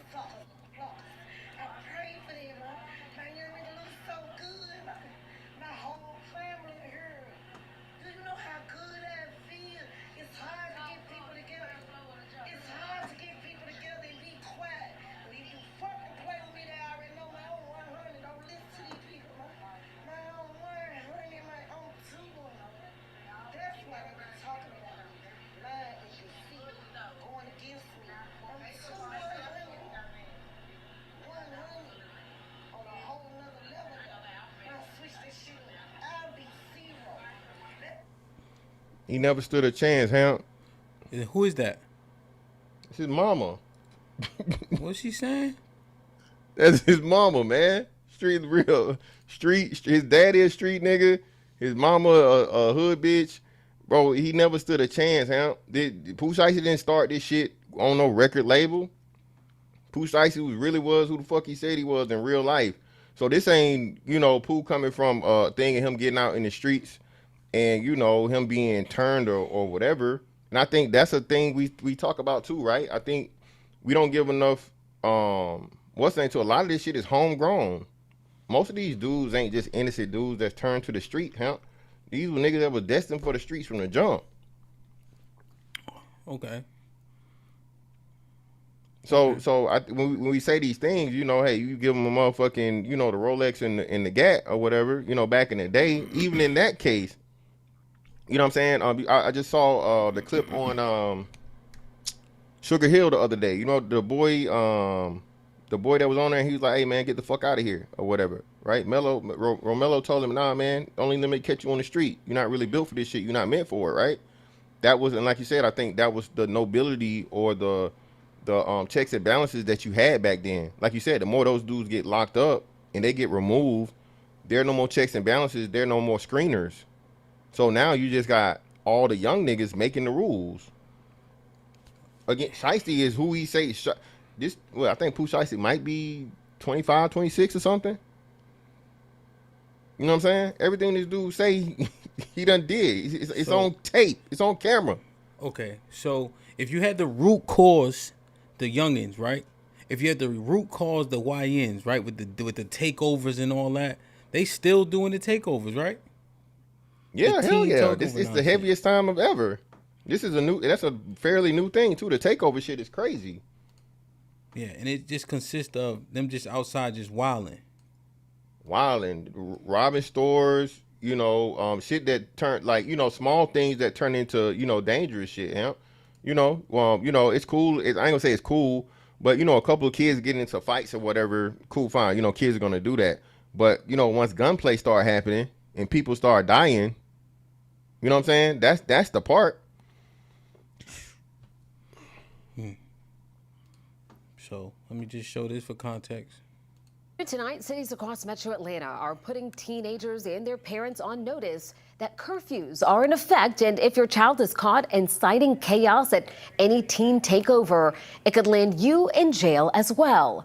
11 Alive's Cody Alcorn live in Atlanta this evening. Cody, spring break is upon us here for so many families, and we know. So the term and that's one thing I was looking at that series, man, and Rilla, I was thinking out about it, but Rilla just sparked it in my head too. Rilla, salute, rock solid, what up? They was wilding in Central Park. You know what I'm saying? Are you just saying the prevalence of such activity is at an all-time high? Yeah, again, there's nothing new under the sun. I'm not saying there's anything new under the sun, but now, HAMP, this is something that is not organic, right? They're planning these shit. I see. Social media allows you to get, let's say you had Wilding back in the day and NYC just days. Went to the park, boom, and got popping. And it might have been, it might have been 20, 30 people. HAMP, these are hundreds of kids. He's saying they got a calendar invite. Yeah, somebody puts it out on a fucking Snapchat, or they put it on a story. And now you got 100 fucking kids at one spot that's there for nothing but kid shit. But when the kid shit turns into dangerous shit, that's what we saying. So what are we? Just real quick. Go ahead. Sorry. Yeah. So it always confuses me, bro. What are we doing? Yeah, it always existed, right? But are we trying to change it or fix it? Okay, yeah, niggas was wilding back in the 80s. So what's the point in saying that? But think about this. When clearly it's worse now. It's worse now, but that feeds into what we was just talking about too, though. Like, it is what it is. The fact that they taking advantage of people in desperate situations. Like, we got to call that out in the same way. Like, yo, that shit got to change. If I got a contract in front of a nigga who don't know no better, and I do I treat him? Or do I help him? No, I mean, you should from the benevolent aspect, of course, do the right thing. But the business says no, you don't do the right thing, and the reality of the matter is you have the choice to not do it. Okay, you have a choice. No one's again now. If they was doing it in the reverse way, where they put the gun to your head, sign this contract, nigga, everything is balanced, right? You're not being forced to do these things, and there's recourse. Yo, so that's my. The only thing is, bro, like, you ever had to sign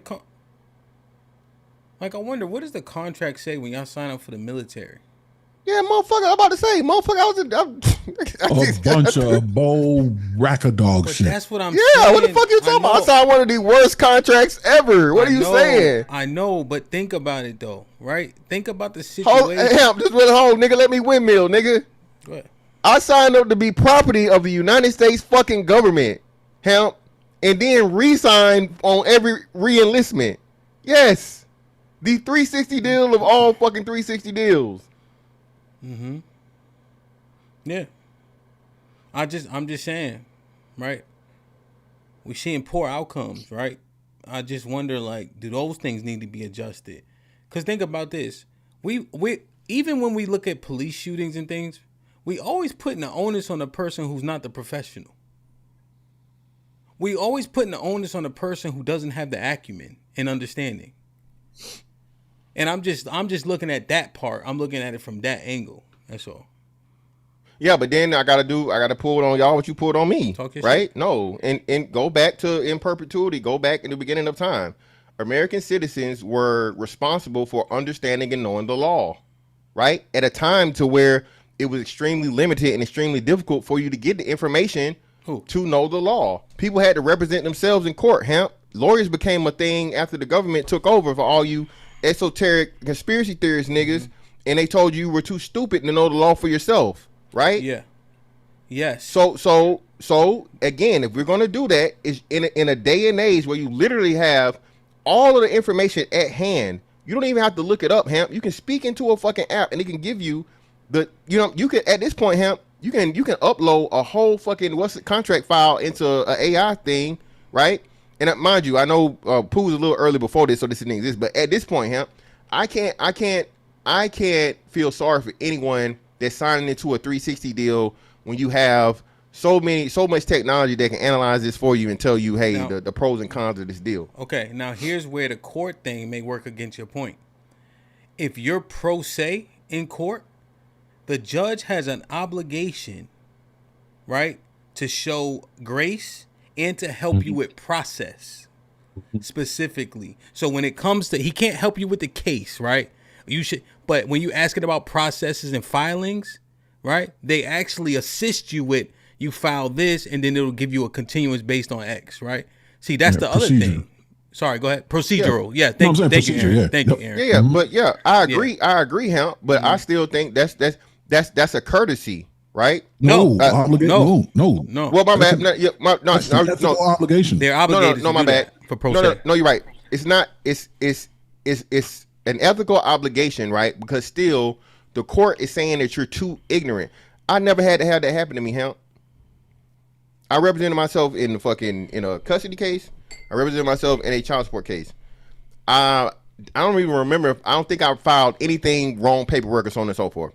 I found and this was way before AI, right? I went and Googled. I went and studied. I went and highlighted all the things I needed to do for the fucking process, and I had my ducks in a row and my ducks in order. If niggas can do the shit for shit that's trivial and don't fucking matter, you can do the same thing for a court case, and you shouldn't need it in the first place. Now, even though it's available to you, I just think people want to just it's laziness. I don't know. Right? I don't know if that's fair to say, because I would believe if you showed your case to an experienced divorce attorney, they would probably consider your case a little closer to being open and shut. And my thing is this: if one of the world's top professions, a Juris Doctorate, requires a Juris Doctorate degree, why is that the case? There's something very complex, esoteric, and out of reach that would require a career to exist like that. Like, that's not something that everybody can just do themselves. Maybe on a basic, introductory level, yeah, sure. But each case, I'm sure, will absolutely get to a point where it's going to fall out of their hands, which creates the ethical obligation that the judge has to be able to assist with, procedural. There's no way the civilian can. No, I got you, but that's because they condition the public to be that way. So that's conditioning. So you condition the public to say, "Oh, we got somebody to do that for you." You're not going to be abreast to it. Well, what kind of career do we need to have to where we can study that much law to be ready to deal with anything in life? I'll get in a car accident, I got to be a PI attorney. I'll get in the business, I got to be a business attorney. If I want to be a rapper, if my son wants to be a rapper, now I got to be an entertainment attorney. There's all these different ways you got to study attorney to be ready for life. I think that's too much to ask. Even within the category of legal law as a profession, it's divvied up into different disciplines. It's not like you're just a lawyer over everything. You're PI, you have this, that. It's too much. Yeah, it's interesting to me, bro. It really is. And Mr. Fantastic, I understand what you're saying. And I think most people like, yeah, hey, you signed it. Yeah. Like, you signed it. Yeah, we get it. But there's a reason why there's been recourse for things that people that have signed. And when people look at it with the trained eye, they're like, no, this is unfair. And then there's been things that people have been held to account for that. We've seen too many regular people get hoodwinked. From I mean, even like Bernie Madoff. It's just like, yo, like we can't. I just think I think it's disingenuous to act like being hoodwinked and bamboozled isn't a real thing. No, that's not what I'm saying though. I know it's a real thing. I think though, because people don't do the due diligence and it isn't an expectation, people make bad decisions and then want sympathy on the back end when you can avoid the thing. Yeah. If you're being forced into it, and hey, like I said, your health or your life or whatever's being threatened, yeah, you have a case there. But opportunity, I can't take that the same. I have a great opportunity to fucking do something, and hey, do it now or you don't get it. No, I don't take that as the threat of violence. That's impulse control. I just don't. No, that's impulse control. That's understanding that. I understand what you're saying, right? I'm not trying to cut your chain of thought. Every draft, it's one of the worst contracts that you could sign in NFL in comparison to other sports. If you got drafted, are you not signing that contract? Yeah, but you can still negotiate the contract. You can still negotiate the contract, you huh? Definitely can't. And at the end of the day, hold on. At the end of the day, you cannot fucking sign or you can hold out. And there have been people that have done it, right? So in that example is the process. Rounds, the top 3 rounds, right? It's 6 rounds. And then you got a whole other round that people don't acknowledge, which is the free agent pool. You know, dumb cats is taking what they can get. Yeah. And what Aaron brought this to my attention during this conversation is that the rest aspect is being ignored for the person who doesn't have leverage. The person is already going into these conversations without leverage, these contract negotiations without leverage. There's also a level of stardom that people try to act like they can ignore, right? It's Gucci fucking Mane, right? To the Pooh Shiesties of the world. Down south, Gucci is like a top 3 rapper for y'all. And but yeah. Well, yeah, but I'm just saying, Aaron, you see, does it make sense? Like I'm just looking at these 100%. factors. 100%. That's what I'm saying. Even with the NFL, the example that you gave, and we all know as businessmen in every negotiation, the person with the most leverage and power is the one that can walk away first. And in the NFL, he can walk away from this player's contract because there's a guy standing right behind him. Mm-hmm. The player himself doesn't have other NFLs that he can go to, so he can walk away from this. So he's essentially screwed. It's either this or go ahead and chase a career in the degree you earned. Yeah. That in and of itself creates a level of duress. Yeah, desperation. Desperation. There you go. Thanks. Like, I don't know. I don't know. I wouldn't sign my name in the Snowwood piss for Donald Trump in a business transaction. But if you put a B behind that number, I might go drink some water, bro. I mean, you know. I don't know, man. Maybe we thinking too much. Tommy, what's popping? Perfect. What's up, fellas? What's the deal? Fantastic. You off. It ain't no more negotiating them rookie contracts. Them shit set in stone now. They did that after they started paying them quarterbacks them crazy amounts of money. They got that shit together real quick. So now you go in there, it's pretty much locked in. But you're right, you do have a choice whether you're gonna do it or not. But Tommy, that's the thing. Yes, you have a choice, right? There's too many of us that wake up on the daily and hate our jobs and go do it anyway, right? How do you earn income? Right? We're saying technically it's a choice. But this is what you do for work, and this is the only option you have. How much choice do you actually have? I.e., why Mr. Fantastic signed one of the worst contracts of all time, because the pros and cons, the cons didn't outweigh the benefits. And then what other options does he have at that time? I just think that we willfully ignoring that aspect of the human aspect of it. I 100% agree with you with that, especially with the NFL, because if I don't choose to do that, I'm pretty much choosing not to, do what I dreamed of doing. As in, like, there's no other league. It's not like, okay, I didn't sign with you, so I'm gonna go to this league. There's nothing else. It's either that or nothing. Yeah, that's what I'm saying. It's like literally that or nothing. And you can say, so they use that to kind of muscle you. Hell yeah. No, I was gonna say they use that to muscle you. Yeah, and you go to Canada, even as a top player, what you getting? 200,000. Yeah, maybe. We just act, and then here's the thing, right? You know how many of my guys don't want to be movers, but they've been being movers for Probably 20. all of them. Yeah, most of them for sure. I got a few guys that like it, like they just but generally speaking, they say they tried other things, but they've been being a mover for 15 years, right? Their resume doesn't really say much else. So to say they just gonna pivot into something else is unrealistic. I don't know. I don't know, man. I don't know. Maybe. Would you say if they really, really wanted to pivot, would you say you're obligated to some degree to at least assist them, knowing that 15 years of their lives were given to you in the success of growing that company? Like at some point, if they want to pivot, it's like, all right, there's a couple of things I can maybe do for you, or let you slide to go take care of this, or make a connection for you here. You know what I mean? Aaron, when I was at the large company and I started a particular division for it, right? My turnover rate within a year was upwards of almost 50%.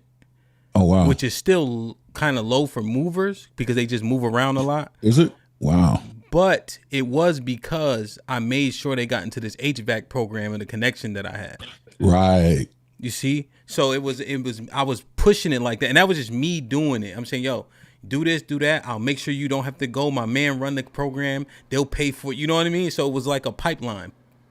Right. On purpose. Yeah, but even you're proving what I'm saying. So in your business, in your industry, you're an outlier. You incentivize and you structure your way fair as to where you don't have the highest turnover rate, even though 50% is high as fuck for the year, yeah. But not high for your industry, right? You have better numbers because you're not doing what the majority of the other people in business are doing. And that's when we talk about business is about fairness. That's why niggas say business is business. Keep business and your family completely separated, right? Money and blood don't mix like two dicks and find yourself a serious shit, right? There is no. Also, you look so good. Yeah, but that's some East Coast shit. Yeah, that's a totally different one. That's a totally different one. But to the point of business, right? Mm-hmm. That's what I'm saying. We're trying to make something fair that has never been fair for the most part. I got you. Business. Yeah, business is fair. Money, family, and business don't mix, right? However, the one key thing that other cultures benefit from that we say about all the time is nepotism and keeping their money within their families, right? We have this arbitrary thing about the Jewish dollar staying in their community. Why? Because they working with and investing in each other. So Biggie wasn't right about everything. Well, not even those people, they fuck everybody over. Like you just say Bernie Madoff? I'm saying they work with each other. That's what I'm saying. They work for. Yeah, but they fuck each other over too. They fuck each other over too, Hemp. I think the part that you missing though, Fantastic, is you can run your business like that, but the problem is if you do that, you'll end up running into a poo shiesty. And now you got to deal with those consequences. So it's just like, if you go back to slave time, you could treat these people however you want. Then you're going to run across the Nat Turner. And now you got to deal with that. You get what I'm saying? So if you're out there with shiesty business practices, you might, 9 out of 10 might go for it. But that one might have a Draco to the back of your head because they not feeling it. So you kind of putting yourself in a predicament too, because what do they always say? Treat people like you want to be treated, and if you don't, then you might have to pay the consequences for that. Yeah. So, but now you got to show me the Jewish poo shiesty, the Asian poo shiesty, the Arab poo shiesty, the Indian poo shiesty, and so on and so forth. You don't think they have those? You don't think those exist? You think they just all go? Yeah, 99.9%, just like niggas. No, I agree with you. Yeah, 99 point. But what I'm saying is the problem is that 0.1 still exists. So if you're gonna run your business that way, where you're screwing people over, then that 0.1 might pop up on you. And in this case, that 0.1 popped up on him. Yeah. So why haven't we heard this? Is what I'm saying. So why haven't we heard of this in any recent time for any other group of people? I guess you could count the boy, the dude that shot the insurance dude. I guess you could count that. Listen, it's rumors that's the reason why JFK ain't here no more. It's fantastic. It's not their time. It's literally rumors. That's why JFK's not here. My thing what do is, you mean? why? Well, what I'm saying, like, these motherfuckers got to run amok for 30, 40 years, right? Until they got legitimized by being given stuff, right? But gangs in New York is a embellished aspect of what was actual, including what the people look like. So they ran amok for 60 years, and now they got legitimized, so now we bugging. Nah, you did it. Like, I just don't understand. It looked the same as it did before. It's just happening now. I guess my point is, why are you dismissing what the mob did for 50 years? The world was civil 50 years ago, but they were still wilding. Yeah, but okay, but that was strictly brute force from jump. This is where the correlation misses for me, right? Okay. And I'm accepting the premise. Okay. Mob is gun to your head. Hey, either you accept our protection, or you accept our protection. A record deal, a record deal is not the case, HAMP. A record deal is, hey, I'm giving you an opportunity. You can sign this horrible fucking agreement and contract, or you can go on about your way and figure out another way of doing it. There's no force involved. I'm not refuting you guys. It's not, Aaron. Yes, it's not. Yeah, it's the same because the mob doesn't go accept our protection or accept our protection. They say if you want to be in business, then you'll have to accept our protection or accept our protection. If you don't want to accept our protection and continue to live life, just don't go into business. Yeah, no, but that's you're eliminating the opportunity, Aaron. Gucci Man didn't fucking tell fucking Pooh Shiesty, hey nigga, listen, you either sign this contract with me or you'll never be able to sign another rap contract in your life. That's not how it works. No. He said you got in order to sign a contract with me. We don't know the kind of limitations that Pooh Shiesty was aware that that he was aware he had to face. We got to ask the question: was this the only thing that he saw that was good for him? And I do believe that would be the case. No, Aaron. Because if there were other people in the picture, they definitely in competition for his talents, they definitely would have been like, "Yo, don't sign that contract. That contract's gonna screw you." Yeah, but that's always the thing, and like I said, I don't understand. Like, he's in another rap hub. He was in another rap hub. This Pooh Shiesty was, again, known where he's from. He had motion and notoriety from Memphis. He's in another rap fucking mecca or capital, whatever you want to call it. So I'm pretty sure he had plenty of other deals. He had Yo Gotti would have been Mane equal to what Gucci Mane was offering. Hell yeah, or better. So, what got him over there was his cousin. He followed his cousin over to Gucci, but I think the situation he's in now is kind of the situation because this didn't just pop up. Like, he's been trying to get out of his contract while he was in prison. He's trying to get out of his contract. Even the chick even came out and said they've been beefing about this before he even went to prison. They've been beefing with Gucci about this contract. So he been trying to get out for a minute, and then the thing with Big Scar just kind of elevated to the more when Big Scar died, and then he started talking about he wanted the chain back, and I think he only threw them like 10 racks, and et cetera, et cetera. And mind you, while he was in prison, Gotti was holding him and the family down.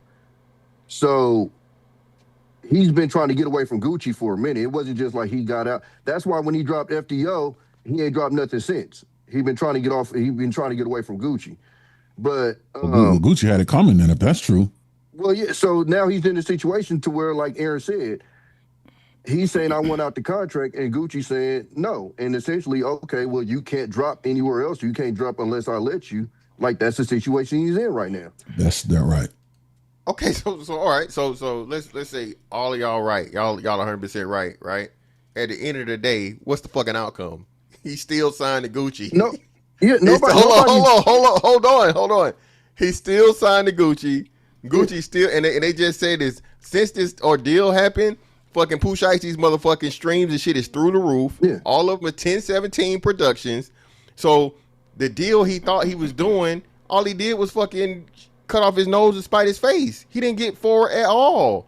So his ultimate goal. Can say that, but we all know streams. It's not. I can say it. It's factual. No, okay, but fantastic. Streams ain't paying like that. We not about to act like Gucci just getting tens of millions off of these. It don't matter. It don't. So he made $2,000. That's not the point though. The point is Gucci is getting 90% of them couple $1,000s. No, absolutely, yeah. All right, so that's what I'm saying. So the point of the matter was you get out of a bad contract so you could get more of your revenue. You didn't accomplish your goal, and you just further cemented. You just further put yourself in it for the next fucking 30 years. I agree with you on that, but like I said, you didn't make life-changing money off this dude because of that. Like I said, he got a couple more streams. Cool, you made a couple $1,000s. A couple $1,000s to a millionaire. Number two, your rep is damn near soiled. You take that stand, he might as well pack it up and become a gospel rapper. It's a rap. You don't gotta take the stand. You don't gotta take the stand, and that's more cap. We already seen this. Gunna had one of his best CDs after he snitched. Right? Oh, they say that all this Atlanta snitching shit is a whole nother. Yeah, they call it reputation Gucci had. It don't matter. Gucci ain't making music like that. No way. No way. Gucci ain't really making no music, bro. No, but also people signing to him. That affects him too, because people gonna look at him a different way signing to him. Bro, Gucci set for life. No, absolutely. I'm not saying he's gonna be broke. I'm saying in the business he wants to be in. This is the business he wants to be in. And even going back to what y'all saying with the civilian thing, they literally have a video from this nigga not too long ago talking about keep it in the streets. Yeah, that was 2000. No, it was a lot. It was a lot long ago. It was like either 2021. That nigga had new teeth and a new face. It wouldn't. Yeah, that was 2021. Gucci been out of jail. Gucci. Gucci been out of jail for a while. But this is what I'm saying though. For one, Gucci is too respected and he's fucking Atlanta royalty, bro. T.I. done had fucking snitching allegations and cooperating with the tips 1-800-TIPS or whatever, right? All these people that y'all saying, bro, they Blue Da Vinci claimed that Jeezy snitched.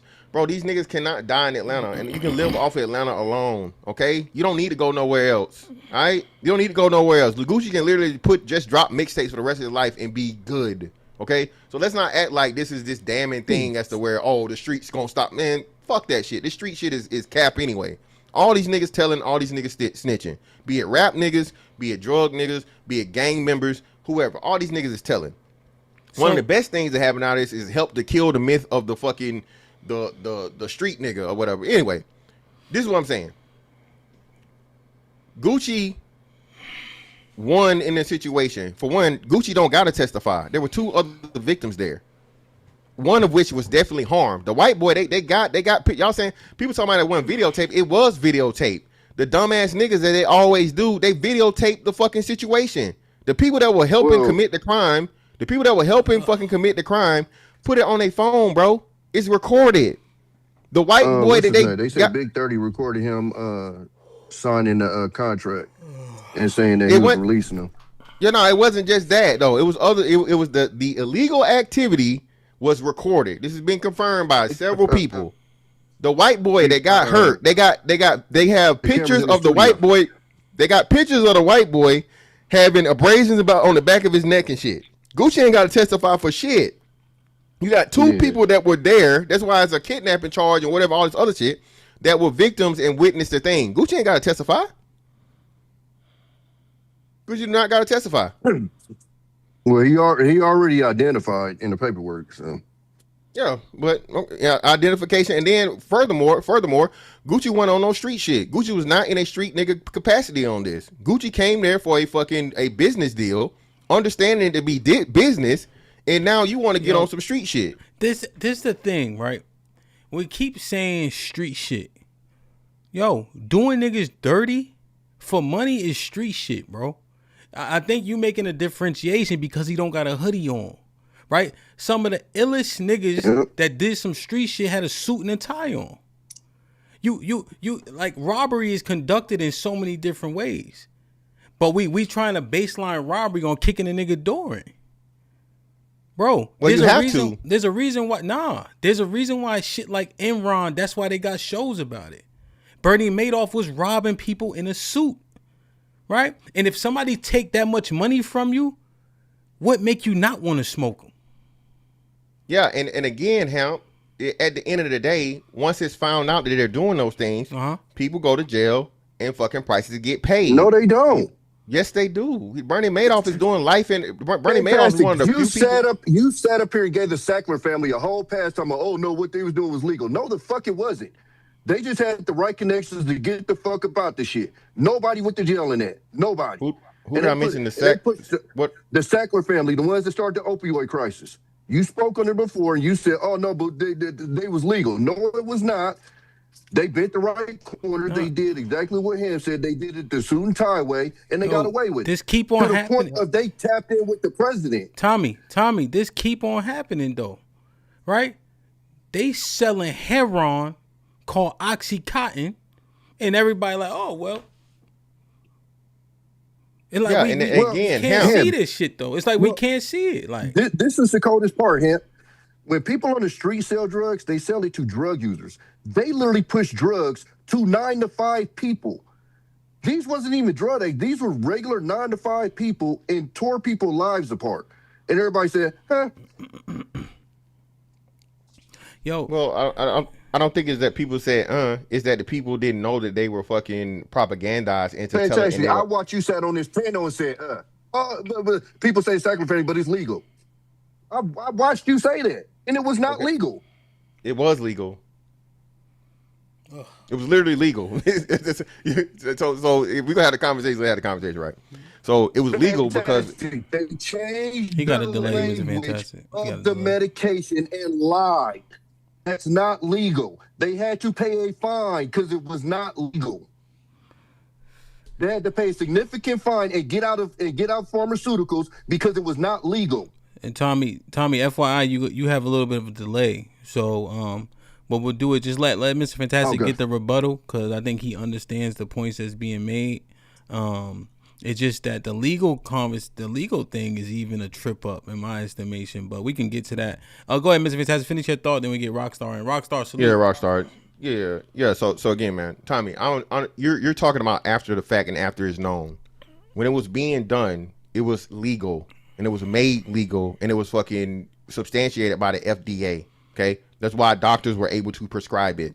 The doctors were lied to. Everybody was lied to, and like you said, the only people that knew it were the people that were fucking pushing the shit out here. And then it goes even further and deeper than that. It ends up in fines and things and so on and so forth. I'm trying to understand how we're making all crime the same crime. No, it's not, bro. That's the reason why even in HAMP, you know this. You taking money and robbing somebody without a gun does not motherfucking have the same penalty as you robbing a person with a gun. So even if we're talking from a wrong or wronger standpoint, it doesn't match up and doesn't fit. I understand people rob people in suits, but the people that rob people in suits for the most part and most of the time have it with paperwork, and the people agree to that paperwork, right? If you agree to the paperwork and you sign a bad deal or a bad contract and so on and so forth, or it's some even more devious shit like Tommy is saying, to where you're fooling the people. I mean, even the best one would be, and we still hadn't seen what is going to turn out, was the shit that happened in 2020, the forced injections, right? What I'm saying to you, everybody was lied to, right? So what I'm saying to you is, yes, that is wrong, okay? It's and it's fucked up, but it is not the same as, hey, you did some shit, I feel you did me dirty, so now I'm going to use violence to get out of the fucking situation. It's a higher in penalty for that because you're going outside of the parameters that are made to rectify the situation when it's discovered, is what I'm saying. Even when you find out you signed a bad contract or someone is doing something illegal, you're supposed to use the system to get your recompense. If you go out into it and you turn into a motherfucking Pooh Shiesty and you put the motherfucking ski mask on and pull out Dracos, you go into fucking jail. And whatever you thought you were going to do, you're not going to get in the first place. You're going to lose. That's all I'm saying. Okay, I understand your point. Let's get Rockstar. Rockstar, what's goody? Hey, how y'all doing, brothers, man? Long What's going time no on? see, man. What's your deal? Chilling. Yeah, chilling, man. Yeah, man. My thoughts on it is and I'm gonna just give you our perspective, you know what I'm saying? Just from an anecdotal experience. I've been signed as an artist and I had artists as well. Uh First of all, let's from what I see from my experience and my knowledge of the business is what I think led up to it is he broke. He spent his money, mismanaged it, whatever the hell happened. He broke. And one thing that's very common in the music industry is that even if the deal is quote or unquote by definition or perspective a fuck deal, artists usually don't complain about it until they spend the money they make. So let's get that clear. You know what I'm saying? So we got to put that in a perspective, right? Because why is it, oh, now my record deal is a fuck deal. Now I've spent all my money. You know what I'm saying? Secondly, I was a rapper a lot, you know what I'm saying? And I'm probably one of the few artists that are out of all the artists there, one of the few. There are others who were on my mindset or how I looked at it from a bird's eye view is, I didn't get fucked. I don't see myself as have gotten fucked as opposed to some of the other artists, right? For one, I was a hustler before I signed with him. And I think that if you're a hustler, if you really have it in you, and that's no matter in what realm, legal or illegal, man, anytime you get blessed to be able to get put in a position to make more money than you ever made, and then you turn around and take it and you can't do nothing with it and you go broke, then to me, that's a personal problem, not necessarily a contract problem. You know what I mean? And so that's why I said, based off from me, what some of my constituents said, he done spent his money. You know what I mean? It's usually, I'm telling y'all, most artists never complain about their contract until they're broke. Right?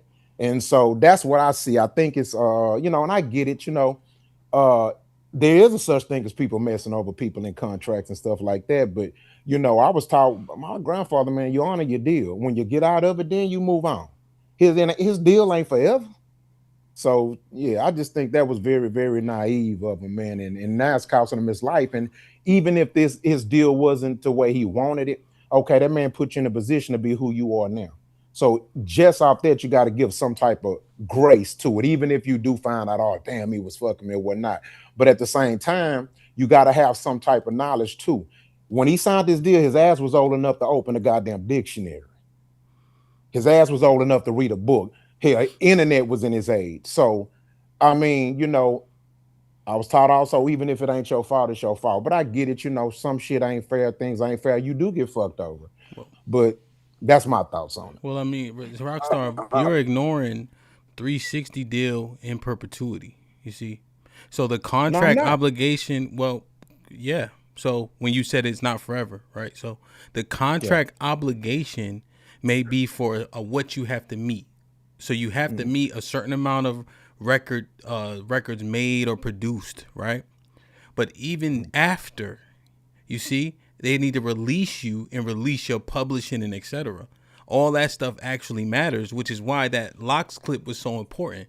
At that juncture, they fulfilled their obligations and were then signed to Rough Rider. However, he owned their publishing, right?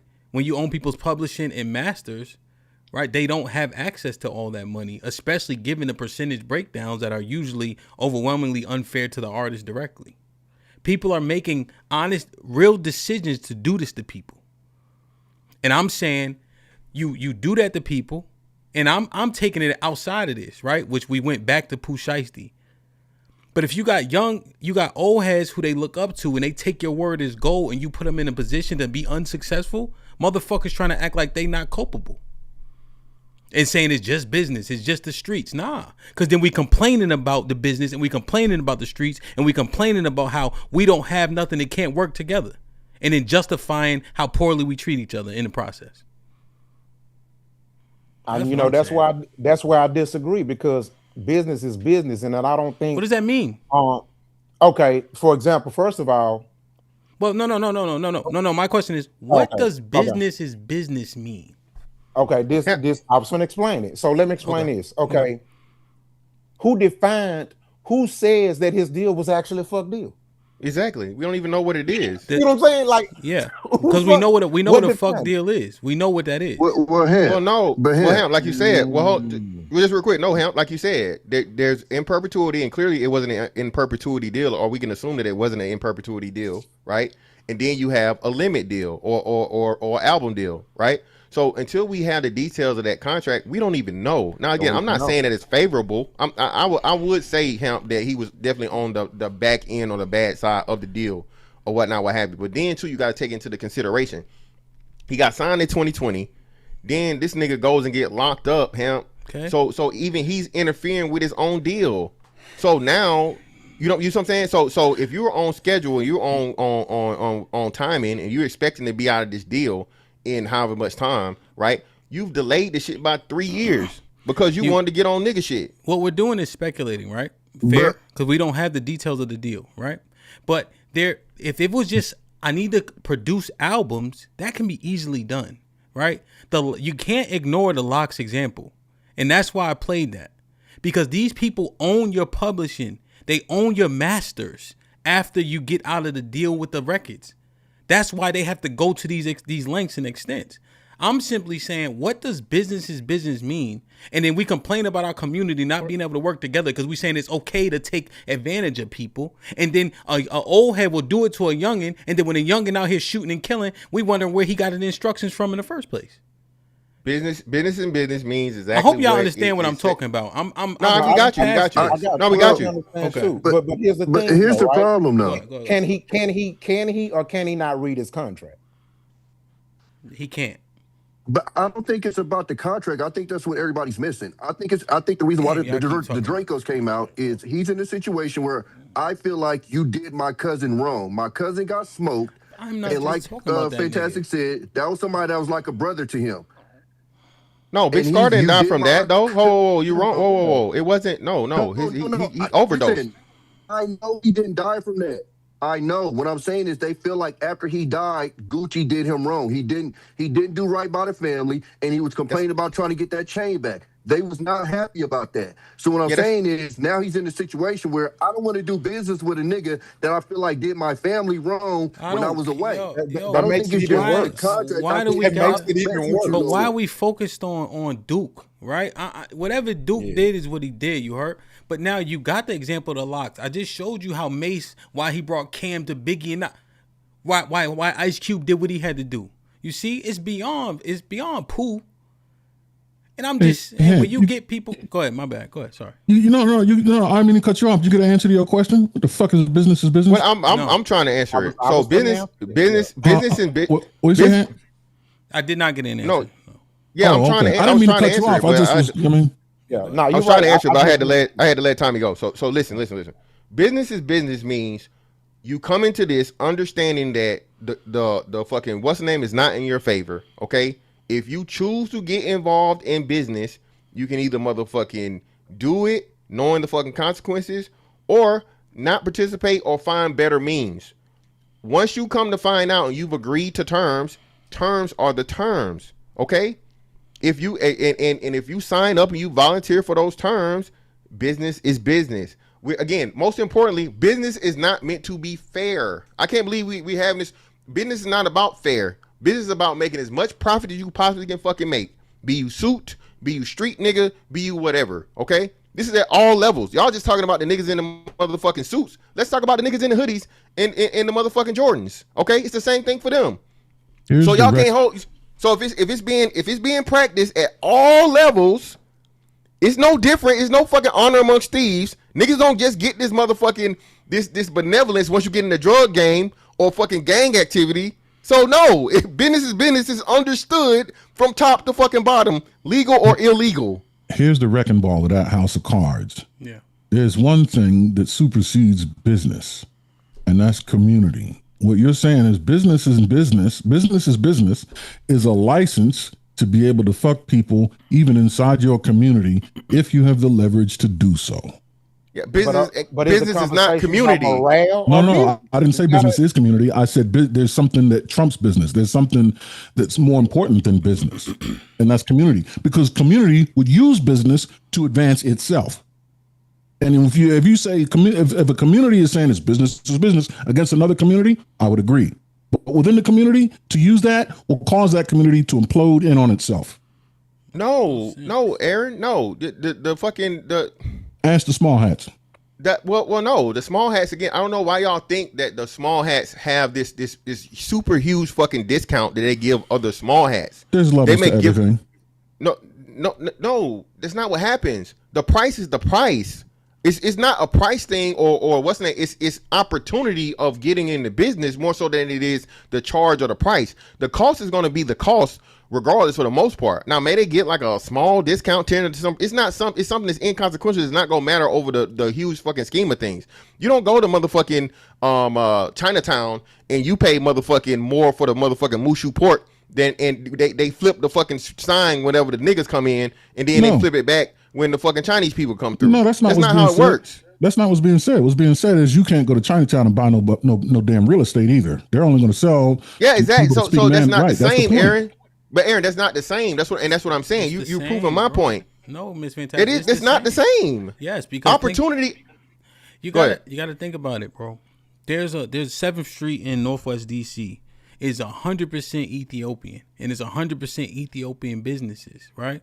One person buys it, and guess who don't pay the lease? The same cost, right? The markups aren't the same. When they walk into each other's places, they not paying for drinks at a 60% markup. Just little things. It's just not happening, bro. That's why they're able to get on high. They mark it up for you, and then they make sure that they leverage their business for the next Ethiopian motherfucker that's moving here. That's just what happened. That's why they're able to take over the whole block, because they're not overcharging each other. Yeah, but so you don't screw your mans. You screw the next guy to help your mans. Yeah, but most business isn't that though. Most business isn't fucking community fucking business. Most business is corporations. Aaron is saying inside the community, we still using the negative connotation of business is business when it pertains to each other, and then complain about the results we have from not having community, not having businesses, not being able to keep our dollar circulating for more than 28 seconds or whatever the chat is. Right? You see, we complain about the things that we now are saying it is what it is. Exactly. Now I gotta use Aaron's just real quick. I gotta use Aaron's house of card argument against his own fuck that he said against me. The fuck is we talk the rap game? Seriously? We talking about a rap game? We ain't talking about a fucking corner store. We ain't talking about a grocery store. We talking about the rap game, bro. The rap game is a case less than 1%. Less than 1% of niggas are rappers. It's a case study to look at a concept. Y'all do know that actors and entertainers were slaves even then. Back then, it's been a low line job. You just said it. You just said it. Slaves to who? Somebody outside the community. So why would we screw ourselves within it? No. What I'm talking about in general for its own people, even Greek singers and the Greek actors. It's what I'm saying is compared to now, they're not getting fucked. They didn't used to get paid hardly nothing. They were almost like slaves back then. Right. They didn't have airplanes and things. So the community meant something totally different. The communities are far more homogenous now. Back then, a Greek person, everybody only saw Greek people. There was no such thing as somebody that didn't look like them. Community had a different definition. When you take airplanes out of the picture and boats and shit like that can circle the world a day, that's a bad analogy. Again, man, we're challenging.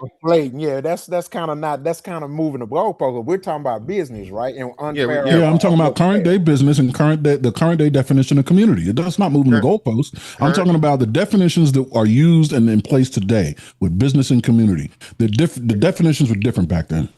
And again, the definition you're trying to use for something that's existed since the beginning of fucking time, since the beginning of America, before America existed, has always been business is business. Okay, as to where back before those times in further back societies, if you falter on your deal, or I no longer want to do the deal, we go to war, and whoever wins gets the fucking shit at the end of the day. Okay? If business is business, how does nepotism exist? Nepotism has always existed, Aaron. It's nothing new. Like you said, that's family, that's race. No, I said, how does it exist? Gender. What do you mean? Right. If business is business, how does it exist? Because it's business. You're helping a person that's like you or for there you go. or related to you. Say it again. A person that's like you, for you, related to you, or a person you just like, get into business, and so they can benefit. Now with that's you. business, and it's not being practiced in this case. I think it still is. Okay, for example. So hold on. So now we're saying, my bad, Ross. Go ahead. Yeah. So okay. Yeah, go ahead. So let me give an example. Okay, what is technically nepotism, right? If we stretch the word a little bit. Okay, so he signed Pooh Shiesty. Okay, so he could have signed 1,000 other artists that had just as much talent in him or is in the same position in him. Clearly, there was something that gave him favor towards Pooh Shiesty to sign him. That's technically nepotism. It doesn't have to be my direct relative. No, I'm not talking about that is part of business. No, I'm not talking about what motivates the person in power. I'm talking about how it benefits the person. Well, hold on. Well, even that. So if we really want to do that, I mean, he gave Pooh Shiesty the most fame and notoriety he's ever had in his life. Nobody in Memphis signed him. So you still can't make it and make this out to be just this negative thing as to where, even if you're saying by the reason of the money and whatever, and in the days of social media, to where your notoriety and your image, right, can generate money. Right? Gucci did him the biggest favor he's ever been done in life. Now, again, I'm not saying from a contract standpoint it's whatever, but the residual effects. And then ultimately, like you said, so now all of business is bad. Business is business, works on both sides. Business can be a... You don't get a round of applause for feeding mice by putting peanut butter on mouse traps. You can't, it's not saying you're not feeding mice, man. That's what y'all are saying. Oh yeah, it benefited him somehow. Yeah. Okay, so I'm gonna put peanut butter on a mouse trap, and the mouse should be happy I fed his ass. Well, no, that analogy doesn't fit because the that fits perfectly. No, it don't. The mouse dies, and there's no possibility after that. If putting peanut butter on a mouse trap means the mouse is dead, and he has absolutely no. Hold on. He has absolutely hold on. He has absolutely no opportunity to get out of the situation and benefit past that. That's not the case here. Okay, you signing that contract. Put yourself in Shiesty's shoes. He already made several attempts to get out of it. His perception is he can't get out of it. Even if there is the possibility that he can, he's unaware of it. So he's going to act in a way that anybody would act if they thought they are stuck, like a mouse. He'll bite your ass if you try to touch him while he's in the trap. That's all he has got to do. Okay. Shiesty is lying about that, man. I understand music contracts heavily, bro. I can't have the conversation based on the speculation of somebody lying. I'm just looking at what was presented to me and having a conversation based on that. If you got information and I don't know, then Aaron, think about this, right? Rockstar said he's doing that because he broke, right? Right. No, I said possibility. There you go. No, I didn't say I know. I said you give him his money. Guess what he ain't? Rappers. Right. Listen. I'm always speaking facts. Y'all can say what you want, but they usually don't complain about things. Well, hold on. Why gave that man his money? Yeah, but again, like so why are we? You're holding the contract owner responsible, and we're taking away the responsibility and the culpability of a person with free will to not sign a contract. Then in the midst of signing the contract, you don't necessarily you didn't breach the contract, but you belabored the contract by getting into legal trouble and issues, right? Going to jail, all right, over some shit or whatever because you quote unquote living your raps. So you're delaying the process in which you could even negotiate in full capacity or do things to help yourself get out of the fucking contract in a timely manner. I just don't understand this shit, and this is where I get lost. Niggas want the motherfucking niggas. We making excuses for nigga shit. No, bro. No, you can't do this. No matter. And then most importantly, as men, we understand shit ain't fair. It ain't meant to be fair. You understand the terms. You understand the terms, and if you agree to the fucking terms, and this is exactly what this was, you agree to the terms with your free will. As a man, you make that bed, you lay in it. I can't believe, and what we do is we further push this culture and make it okay for the YNs out here. See, oh yeah, man, they said it was cool because he should have got it. He should have. No, it just makes this shit even worse because now the young niggas is hearing, well, hey man, You know, hey man, about 60, 70 people said they understood what Pooh did. And so if I have a disagreement with a motherfucker, I can just up the motherfucking Draco on them and get out of the situation. Nah, bro, we hurting the youth with this one, bro. Nah, this is crazy. It's crazy. You can't. A lot of the times, the way you want things to be and the way they are, it's just two totally different things, and they will never meet. As men, we understand this, and this is what we saying: business is business, has and will always fucking exist. And when you have a fucking ability to not participate or find a better way to do it, it is on you once you're in it. That's what business is business means. When you're a willing participant and no one forces you into it, you can't cry afterwards. And when you do crash out shit, you get crash out results, and you can't cry afterwards. You can't blame the motherfucker once you agreed to some shit, and now you want a motherfucker to go the ski mask way, right? And now you got to go sit down for 20 and 30 years of your fucking life, and you lose ultimately in the end anyway. Yo, what are we saying here? I conveniently keep running from what I'm saying because you keep on making the entire conversation predicated on Pooh Shiesty in this instance, right? We are willfully ignoring the extrapolation or the zoom out. One, it's always been done like this. It's not nigga shit, right? Can't say that. You know, because the people that we praise that are successful now had opportunities to do this shit then, and then now it's criminalized and such. Right? What about all the people? What about Capone and them that weren't subject to the RICO thing? Were they not doing things that should have been RICO? We say, oh, America the big dog. So yeah, we can muscle everything.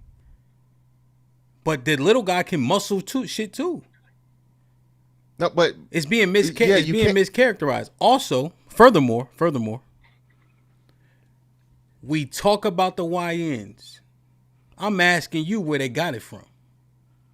I'm asking you who coached them to do it. And if we only zoom in on the YNs, what happens to the nigga that bred them? Okay. So first and foremost, the YNs don't know shit about Capone. The YNs don't know shit about what's it the people that bred them. What's the guy? The people that bred them do. No, I don't think they do either at this point. Come on. They don't either, and those aren't the examples though, His right? name is So Yo they aren't Gotti. using. Hold on, his name is Yo Gotti. Yeah, but they aren't using those people as examples. Yo Gotti is from Memphis. Yo Gotti talked about being a gangster since he was in a street nigga and a drug dealer since he was like 18. I'm sorry, 15. I'm saying using the name Gotti. I got you. I got you. I'm saying we know that rappers always do that, but we know they had direct influence and direct with the streets.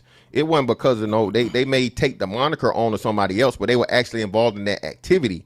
So now you can't say, oh, well, they're doing this because of fucking some Italian niggas from 70 years ago. No, they street niggas that just took on Italian names for the sake of monikers. Or what you call it? Pseudonyms. Yes. However, this is what you're saying. This is what I'm saying, right? It's not nigga shit.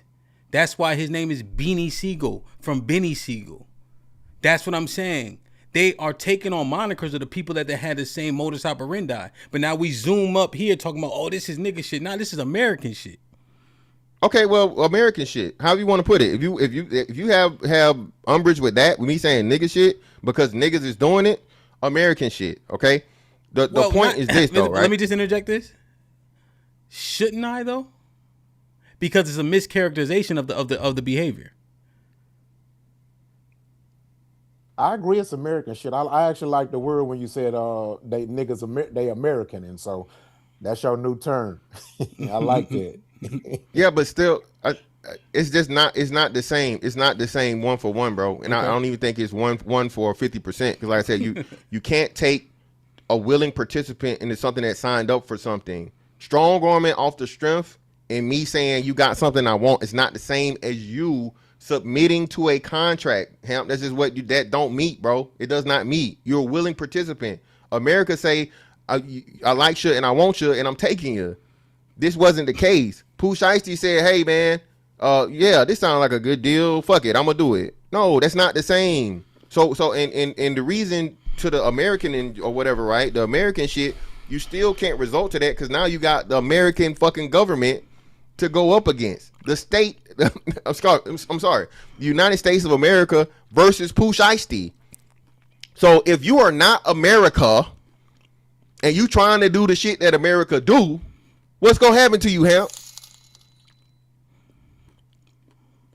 I'm mind blown, right? Because I'm like, most Americans, man, have fuck deals. I mean, the average American don't have no more than a week of PTO and a week vacation time. That's what I'm saying. We all live by the principle. That's the world. It ain't just America. Hell, in America, you got it better than anywhere else on the fucking planet for the most part. That's not 99%. True. That's not true. Crazy as hell. Tell me someone that's got it better. I'm about to.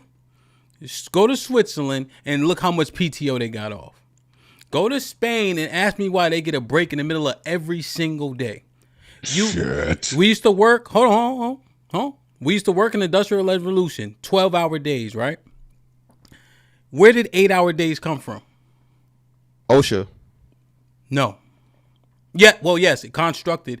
But I'm saying, what is the ideology behind it? If you ask them, they can't fucking tell you. It is an arbitrary number that they decided on. There's no math behind it. So we're saying that we've been normalized to just be treated as such. But there was a war of independence for a reason. Because enough is enough. I'm simply saying when we have an opportunity, why do we perpetuate shit that is negative? Yeah, so the problem is, again, the Switzerland and the Spain shit don't work because they don't have the industry we have. They don't have the amount of population we have. Mm-hmm. They don't have the needs that America needs. So it can't apply it. That's the same argument that people make for fucking free healthcare. Okay? And once you come to find out, when you talk about free healthcare, go to fucking Canada and you need a fucking surgery versus you needing a fucking cold treated. Your ass gonna be breaking your motherfucking neck literally to get your ass across that American border to get a serious surgery. So if we gonna have the conversation, let's have the conversation. Wait. So you're saying that we have too many people to give people more than 2 weeks of PTO? The PTO thing, the PTO shit. That's what I use Switzerland for. Okay, well that's what I use Switzerland for. Yeah, but even still with that, Hamp, the way that they're set up and the industries they react in and their whole economy is set up different than everybody else. Oh, this is what I'm asking you, beloved. We don't have the same industries and it's the same thing. So again, crony capitalism is a thing, Hamp. Again, like you said, it's something the way it is. So how do we fix it? Is everybody gonna quit working? Let's slow down. I'm saying I use Switzerland as an example because of the amount of PTO they have. Okay. Our unemployment rate is what, 6% right now? Are you probably saying something like that, yeah? Are we saying that we have too many people for people to get more than 2 weeks off? Or if you don't have enough people, is that when people can't get a break? Because like during so-called like the busy season for me, if I only have my 12 guys that I have now, because I had to fire a couple, I'm gonna be fucked during busy season. They can't take off. When you work at a retail store during so-called Christmas, you cannot take off. They need you. Well, hold on. Think what I'm saying though. It's about PTO. I'm listening and I'm thinking. I know, but are you listening to yourself? Yes, the conversation is about PTO. You see?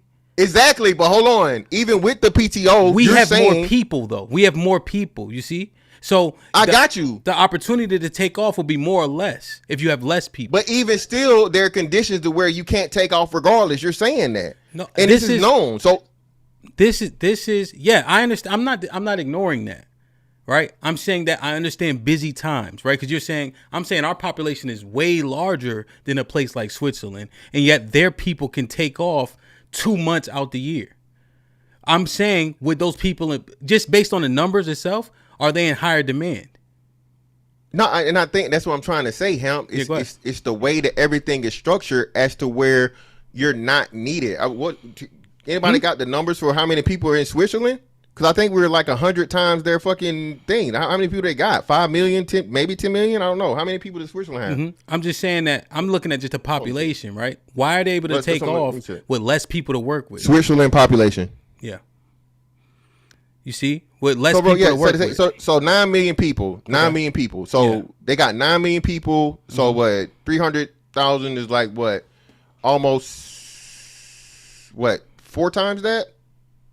Or right at 4 times that, right? So we got 4 times the people, Hamp. Okay. And then it's the way that everything. Then you got with 6% unemployment. Yeah, transportation shit and whatever, so on and so forth. At the end of the day, though, Hamp, let me give you that, right? Okay. Hamp, you can fix it, right? Okay. You cannot work for the job that won't give motherfucking more than 2 weeks of fucking PTO. I was just gonna say that. You know, like my company, I have way more PTO, way more time off, way more paid vacation. So to go loop back to what Fantastic saying with us with the contracts, if you don't want the deal, don't sign up. Don't fucking sign up. Don't sign up. Don't sign that shit. Yo, business is business. Goddamn. And I'm gonna say it. I'm saying this to y'all. That is a disingenuous retort. How? That is crazy. That y'all niggas sitting up here talking about, oh, just don't do it. What the fuck don't take the job. This Tony the Tiger shit gotta stop, bro. What? No. You making an argument, and this is what you listen. But in order for shit to change, hold on, Mr. Tat, let me cut you off. Let me cut you off. Okay. I like your hat. Y'all just told me, just don't do it. You think that is a good retort? Like, honestly, you think that is you think in the conversation we having with the variables we introduced of substance, you're saying that the good retort is just don't sign up? Yes. How you pay your bills? With the bustling economy and job force in America, okay, there are plenty of opportunities and chances for employment. Nowadays, shit, you can work from home. No. Right? Yo, boy. What you mean, no? Yo, I'm going to tell you. My man, Mr. Fantastic, just told me 500,000 black men just lost their jobs a month ago.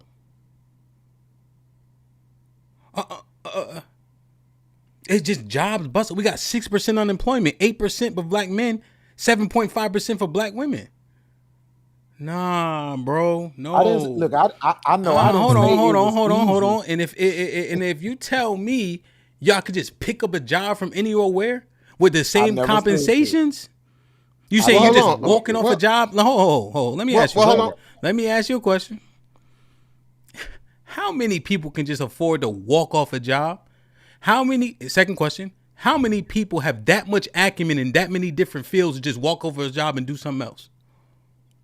You combine both of them, less than 5%. I got an answer.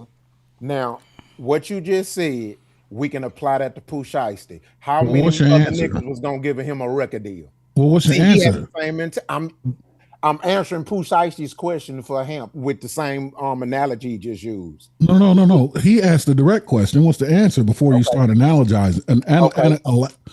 Okay, HAMP, ask the question again. No.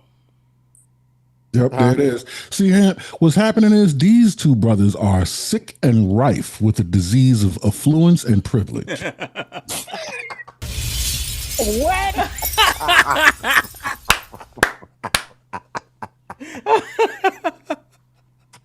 But here's my point. Okay, so Ham just said it ain't like he say how many people could just walk off a job. Okay, how many niggas from Memphis struggling with a hood rap mama and a hood daddy can walk away from signing a contract with Gucci Man for however many hundreds of thousands?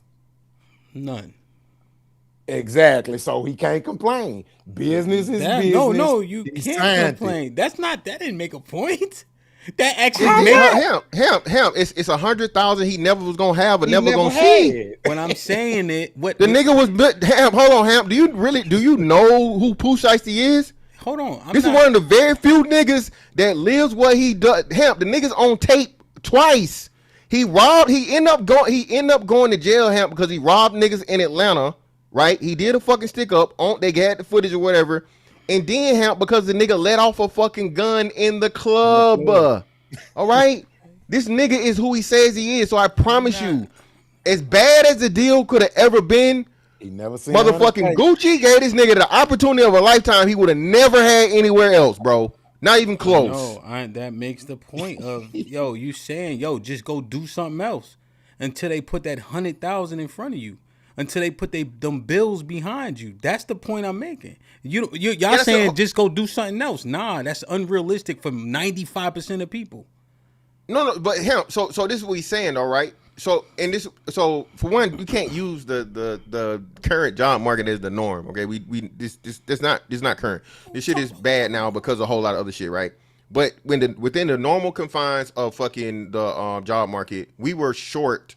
I think over the last 2 years, like 2 million jobs. I want to say 2 million some odd jobs or something. At least 1 million jobs, right? Agreed. Right? Agreed. Before we had the economy issues and the businesses start shrinking down, right? So within a normal job market, there's usually excess jobs available that people aren't even working for, right? Or trying to get, right? You're underemployed for the levels that are needed, right? Shit goes into a recession. People really don't know we damn near in a depression, but that's another show for another day, right? So what we saying within the normal parameters, HAMP, is this, right? You got motherfucking Walmart. You got what's Target, right? Everyone thinks that Target is a little higher than Walmart, right? I don't know if the pay is more, but then let me use a better analogy, right? You got McDonald's and you got Chick-fil-A, all right? Chick-fil-A is known to treat some of the best employee treatment and pay and all these other things, so on and so forth, blah, blah, blah, right? Hell, I promise you, between McDonald's and Chick-fil-A, there are no fucking skill differences needed. All right, if you can get hired at fucking McDonald's, your ass can get hired at Chick-fil-A for the most part, right? Now, walk off the job is different than applying for the job. Are motherfuckers doing their research for the jobs they applying to, or they just trying to get a job? They just trying to get a job. Thank you. So again, now we have to hold adult people accountable and culpable for what they're signing up for. It still always comes back to these are willing participants for shit, and then you wanna complain about it after the fact. Hell, as a motherfucker that has signed, I think I re-enlisted 5 times. Okay, 5 fucking times. No, I got you. Does that work that way with sperm? What? Mm-hmm. When you be shooting the club up or getting the pregnant and body macho, does it work that way? No, but I'm really trying to figure out what kind of contract that is. But it doesn't work the same at all. Wow.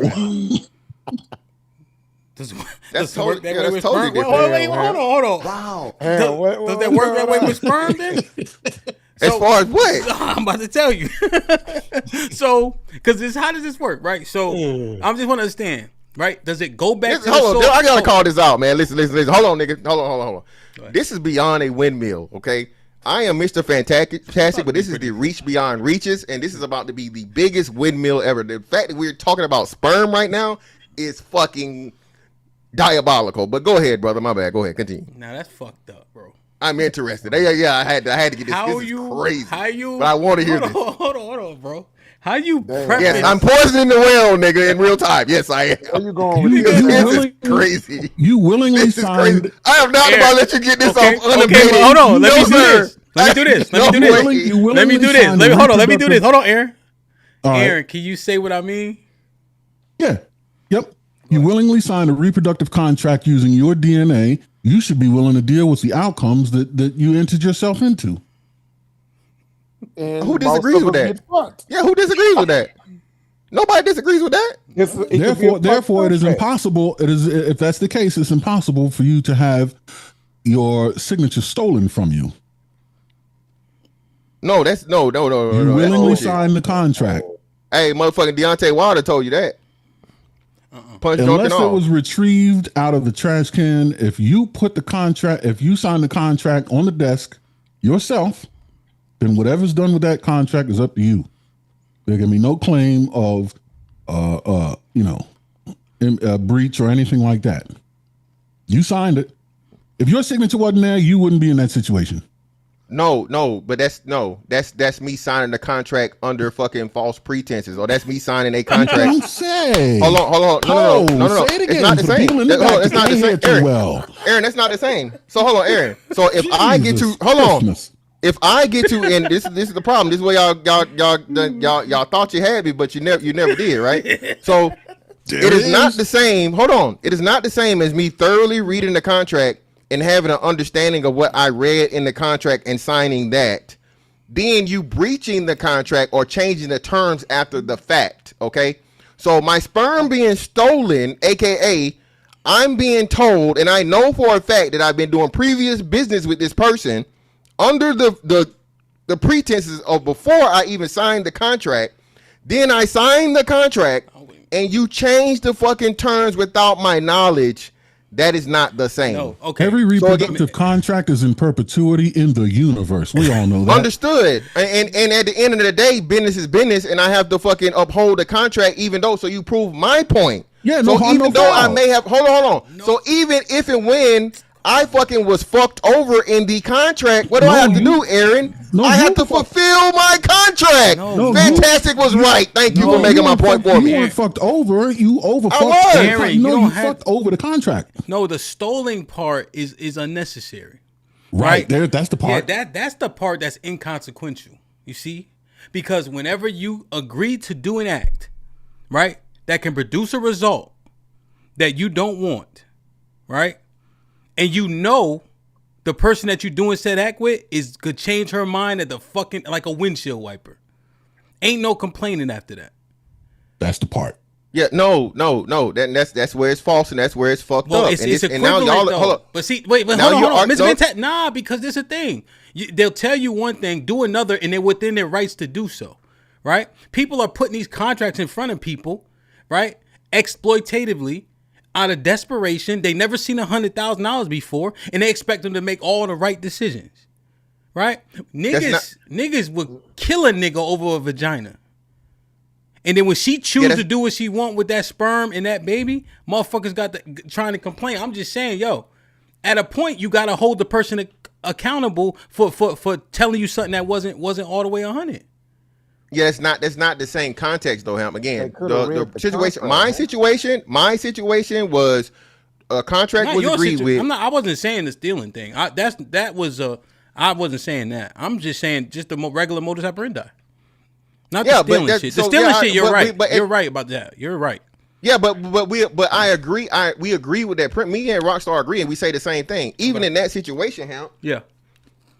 Most niggas don't complain, okay, and they just deal with the fucking the results. Now they don't even call it a consequence. You deal with the results of raising your children. What'd he say? And business is business. What'd he say? What do you mean? Most niggas don't complain. What'd he say, Aaron? Most niggas don't complain. I sounded like it sounded like some bullshit. I don't know. Oh, well, hold on. You talking about like getting a bitch pregnant like on some shiesty shit, or him just nutting in a chick? Your daddy. Deontay Wilder or what? What are you talking about? We talking Deontay Wilder? Because I ain't listen. It's cool when they do it. A country nigga from from Alabama or whatever, that's punch drunk, said all kinds of wild shit about his sperm getting stolen. But when Fantastic said it, it was crazy. Mr. Fantastic, speaking, Pop cool. Who? Pop. Oh, this nigga still smoking cigarettes, man. I don't. You about to make me say something bad with my daddy, bro. That's why I tried to just say Pop cool. Yeah, you about to make me say something bad, man. Because I said your daddy, I'm like, damn, I ain't even. Listen. Hey, man. Hey. Well, he cool then. Like, so he cool then. I mean, he ready to go see Uncle Charles, I guess. Nigga ain't changed nothing. Well, I say your dad said, then hold on, let me check. But I'm just saying, right? And yeah, I think obviously you understand that what the logic is, right? We saying, people have an opportunity to do you wrong, change their mind, not clarify things for you, and that shit needs to be called out. Yeah. And you have a right to be upset when they do that type of shit to you, B. And I'm telling you, no, contracts aren't written in layman terms, which is the only reason you need a lawyer, because for some reason they still using Latin in the courtroom. Like that, people obfuscate in contracts on purpose. They want you to miss it, and very rarely are we reading the fine print, which is why predatory things have been called out and corrected, even after people sign home loans and contracts and etc. Yeah, but now HAMP, it's the wonderful thing about times going further and modernizing in the future is you learn better and you do better, right? And there are more opportunities for you not to be taken advantage of. So again, there are more ways now for you to fight against, even in some shit. Do you got an HOA? Do you have an HOA? Yeah. Yeah, HOA shit, HAMP. See how far that shit's come? And it was literally what? All of us did that. So let's stay there, right? The HOA was some shit that nobody understood. You were along with your fucking mortgage documentation, you were agreeing to somebody literally being able to take your house over for you not cutting the grass. for all intents and purposes, or whatever violation, right? So on and so forth, right? People didn't understand that, and it was a loophole for years as where people were losing their very fucking homes over what do you call it? Liens, little bitty fucking liens and shit, and then come to find out the same HOAs that were placing the liens on them were the main ones buying the property and so on and so forth, right? Well, once the people understand that, right, now, what is the thing that motherfuckers ask? Okay, hey, is there a HOA on this motherfucker? If there is, what are the bylaws? What is this? The fine print. People actually ask questions and shit now, right? Yeah. And even inside of that HAMP, a lot of states are fighting back against the HOA and making protections for the people because they see that this shit is fucked up. What I'm saying is your protection starts with you. If you're talking an individual contract and the individual deal, you owe it to your fucking self to make sure that you're getting a decent, or even if it's a fucked up deal, that you're willing to deal up with the fucked up shit you signing for. What I'm saying is, okay, you can't run to the American way, okay, ski mask way, the shiesty way of handling it once you agree to American terms of business. Because now you got to fight America because you're not America. You can't do what America do. And you're never going to be able to.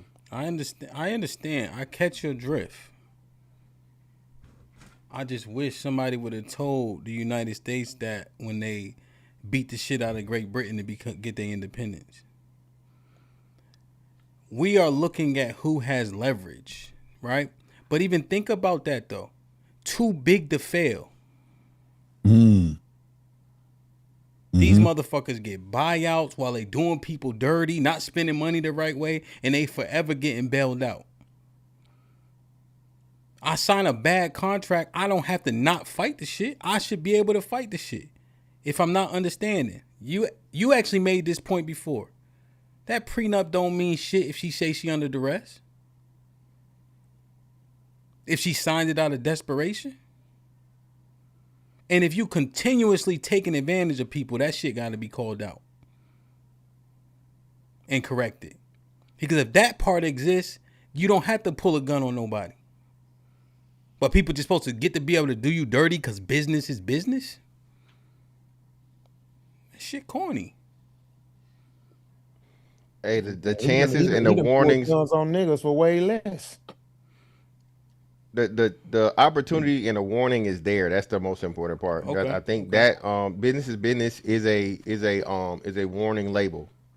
Okay. So and being that everyone knows about it, right? And we know if you decide to get within the confines of a contract, all right, be it individual, be it in a group, be it signing up for employment, be it signing a mortgage, all these different things, you are not going to be able to use American tactics to get outside of it. So it would behoove you to do as much research and have the best possible understanding in the day and age of where you don't even have to pay a lawyer an extra $500 or $1,000 to reread the shit for you. Okay? At this point on, you don't have no excuse, huh? I'm just saying. And at the end of the day, go ahead. No, I understand. I understand that point, man.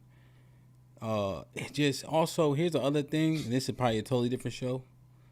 We've become pseudo intellectuals because we have these Reaper, what's the term? I don't know if Reaper's still here.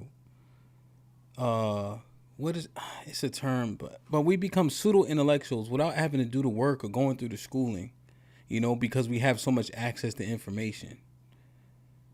And I think that's a thing that gives me cause for pause and concern too. Talking about Dunning-Kruger? Yeah. But even like AI specifically, kind of Dunning-Kruger, but even like AI specifically, it is a not a curator of information. What's the term, Aaron? It's like accumulator of information or a summary. There's a better term. It's slipping my mind. Yeah. Reaper might say it. So now when you looking, do you know how much value we got out of sourcing, finding the sources? Yep. Right? Like it's like an arbiter of I forget the word I'm looking for, right? But all that work to go to an encyclopedia, to a website, to this, that, and the third, That's a skill that isn't honed, right? So now everybody got all these so-called aggregate. There you go. Thank you. Oh, aggregate. Yeah. Good, Right? yeah, good word. So now you use the aggregate as the authority when all it's doing is pulling information that it deems fit. And I can't hear you. Sorry. Can you hear him? Yeah, you muted. You muted. No, you muted, Aaron, or your sound went out. You either muted or your sound went out. His sound went out. Which is a wholly different conversation, Mr. Fantastic. But I think when you said you had to really do it, that shit is ingrained now. You wasn't waiting on the machine. Like, even when I use the machine, like, I got to go to court on Thursday to do this eviction, you know? But by the grace of the Most High, I have a little bit of understanding about it. So when the machine is aggregating the information, I can parse through it more properly, right? Because of my experience previous to the aggregate. You know? So I don't know. It's just interesting, man. It's crazy, man. Because I mean, when you think about it, you know, like for example, Steve Jobs. I mean, the man helped build Apple just for the motherfuckers to fire. You know what I mean? It's crazy. You know what I mean? And then of course he ended up getting hired back, but yeah, it's just another classic case. Even though it could be ugly, business. They fired the nigga that built the company. You know what I mean? Yeah. So it's crazy, man. And Rockstar, I think it gives me greatest cause for pause when we allow people who pervert so many things to be authority on what's acceptable. I totally agree. You know, yeah, two wrongs don't make a right. So I agree with you. Yeah, you know, and I know it's common in most of the entertainment industry for artists, actors, actresses to be screwed. But what I can say, it is two sides to both ends, because I remember when I was just an artist, right?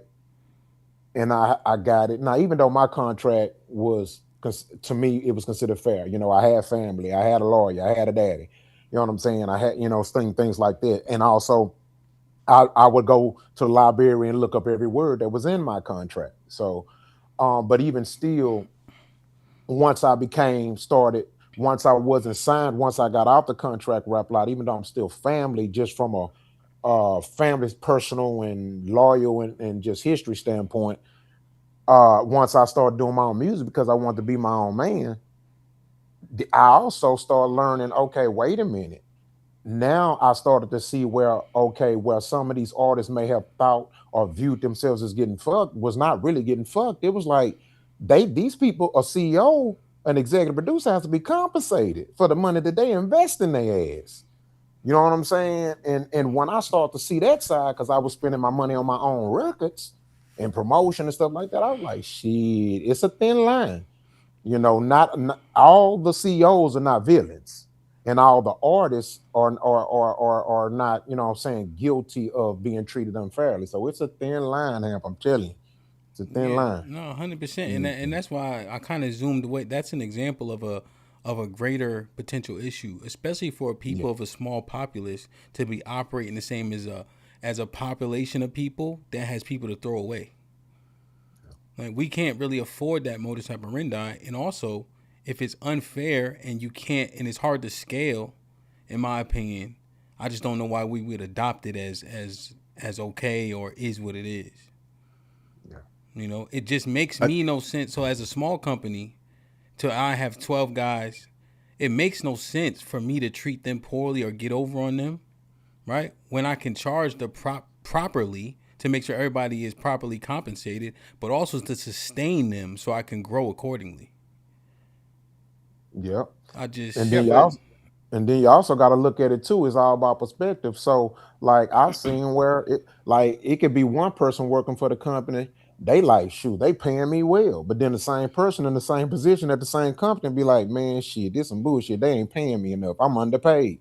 You see, it's so much go into it. You know what I mean? My God. Yeah, man. They listen. If you depending on a motherfucker's happiness, bro, it all depends on what day you talking to them and what they got going on at home in their personal life, bro. You know, it was plenty of days in the motherfucking Navy when I was like, man, fuck this shit. I can't fucking stand it. Then those motherfucking days when I was like, hey, man, this shit ain't really that bad. Okay, and I might have had 2 or 3 of them. I was like, hey, this is a good day. So most of the things, bro, like you said, Hamp, quote unquote baked in the cake And it's just the way it is, and it's never going to change because that's the way that it has always been.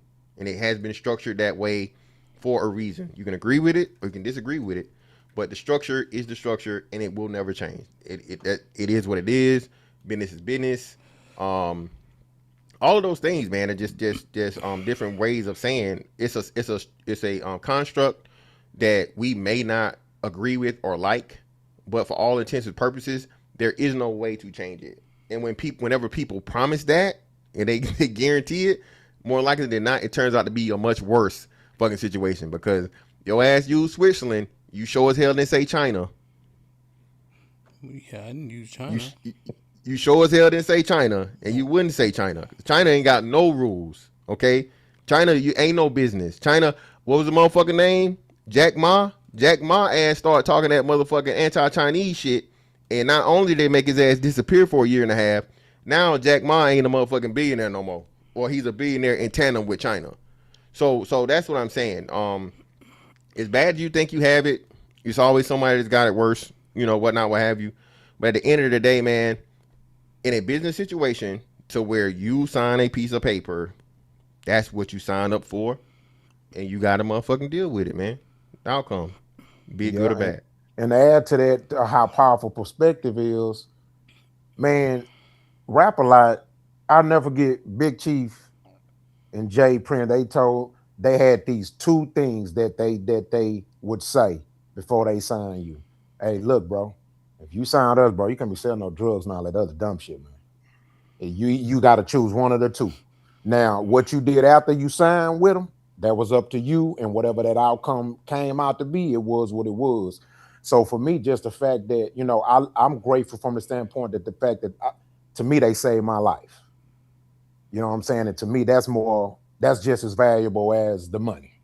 You know what I'm saying? So, because like I said, I'm a hustler. So, you know what I'm saying? When I'm getting money signed, the money I signed for was a lot of money back then. You know what I mean? So, you had to sell a lot of drugs to get that type of money back then, or whatever the case, or work a whole lot of years. And so for me, I'm just appreciative. So, you know what I mean? And I've been up and down in life, but I'm doing well. So, you know what I mean? I just think people just got to have a little hustle in them. So, again, like, look at Pusha Icy, look at the video we got that he put out when he came out. For you to be putting guns to your head, telling them to get out your contract, in your new video when you got out of prison, you telling everybody you doing good.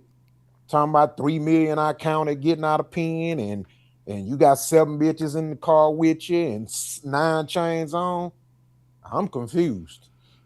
Yeah. Don't be, because he has a reputation and an image to maintain. We all know that what these rappers say on social media and in front of the camera does not have to automatically align or be congruent with their real life. Facts. Yeah.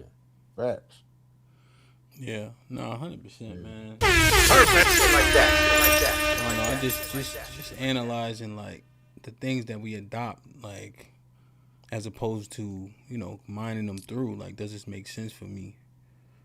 Cause like Ms. Fantastic's point been overall, I ain't the big dog in these situations, or I'm trying to get there, But I think the journey matters, man. Cloud House with the $5 says, Hamp, say you hire a new guy and pay him more than the vet employee. Would the vet have a valid reason to crash out on you? This is just a real example. Yes. Aaron with the $5 says, you can't cry after with rappers who admit their crimes in songs. Why would you screw over, a generation who talk their real life in lyrics? Cloud House with the $5 says, looking at Pooh history, why should he be given any grace in business be given to him, as he was a menace to his own community? Yeah, that's the point they've been making. I think that it's convenient. No matter how many times I say it, y'all keep talking about Pooh. Aaron with the $2 says, exactly why YNs don't listen to or trust old heads. Aaron with the $2 says, they saw Gucci as a hero in one of them. He is not. Jay Miller with the $5 says, these rappers can afford Amiri jeans and Dior shoes before the deal. but can't afford an attorney to review a contract, I'm not buying it. Aaron with the $2 says, as XYN, I have to blame the old heads again. Aaron with the $2 says, why none of Gucci former artists wanted to sign again? Yeah. That's interesting. Yeah, but they got out of the deal though. All of those dudes got out of the deal. Yeah. I mean, we focus on shiesty, right? It was really a thing for a larger conversation, you know. I think if Gucci let those other guys out, I think shiesty probably could have went about it differently, just given what we know. You know, but who knows how their conversations was going. Also, I don't know the other guys. Were any of them as big as Pooh Shiesty? Who? All the other people? No, and let me, no disrespect. God bless his dad. No disrespect, bro. But y'all talking about like, bro, Big Scar was not. Yeah. Somebody said Big Scar was bigger than Shiesty. Stop it, bro. None of those fucking people. The only person you could probably say would be, I guess, like Fujiano, but even he, not what's the name, right? So what are we talking about here, bro? No, bro. Big Scar was not a mainstream artist for real. Nobody was listening or waiting for Big Scar. If you had to order everything, and he let all those people go, all the people, like I said, he let them go, and the only reason why, like I said, Pooh was locked up, so and he was clearly the cash cow, and the one that had the most success. So like I said, yeah, I'm just knowing Gucci's. Go ahead. Sorry. Yeah, knowing Gucci's history, right, and be like this. Listen, hold on, you had so many people in it. Mm-hmm. You had so many people in Atlanta that talked about Gucci looking out and Gucci giving opportunities. So we not finna do this, bro. We not finna just make it seem like Guwop is just this horrible, terrible nigga as to where nobody was ever able to get no bread and nobody was ever able to have an opportunity when that's the reason Gucci is so respected in Atlanta. Yeah, he let the Migos out that contract. Yeah, that's what I'm talking about. He helped the Migos out. You had all these people from a historical standpoint. Baby, like, hey, man, let him out. You can go ahead. Yeah, go ahead and get this whatever, so on and so forth. So that's what I'm saying. So and I just think being that and who Gucci is and how long he been in the game. So then we get to the point here, like, okay, well, damn, when so now ain't no respect for the OGs, ain't no respect for the motherfuckers that paid away. The original fucking shiesty was fucking Gucci. Damn. Now you tying his hands and you put him in a predicament as to where, all right, I'm not coming to you on no street shit, right? If it's a bad business deal, let's work it out. And that was clearly Gucci's intention because he showed up to the meeting expecting business meeting and had a conversation about the contract. You feel me? Once you start bringing all the other shit into it, your personal feelings about my dealings with someone that may have been related to you or someone that's close to you, that's not business. That's emotions, right? And that fucks it up even further if that was, quote unquote, a reason for it. But what I'm saying at the end of the day, bro, is Pooh Shiesty trying to take it this way. It should be a fucking reverberating reminder of the house always fucking wins. Okay? If you think you gonna be the motherfucker to do it your way and play by the rules that the house or the top is playing by, and you go win, you will quickly be motherfucking reminded and made example of as to how it don't work that way. And he just made Gucci man richer. That next royalty check Gucci finna be crazy. Well, here's what I say. Y'all adopting an ideology that you don't benefit from, and nor does your community. And I think that you don't have that same luxury to be playing over niggas like that, right? Especially with the modus operandi given. We also give too much grace for how they got here in the first place and act like us being duplicative of that process is somehow nigga shit or foreign, right? And I'm saying this, if you getting over on niggas, because that's what this is, I don't want you to have no expectation of your repercussions. And we saw that when they smoked that dude on the street of United Healthcare. Yeah. So I'm just saying, I'm just saying, you play dirty, you don't get to put the confines of how dirty a nigga gonna play with you. So that's what I'm saying And I 100% agree with what you're saying, and I hope that people understand what I'm saying too. It works both ways.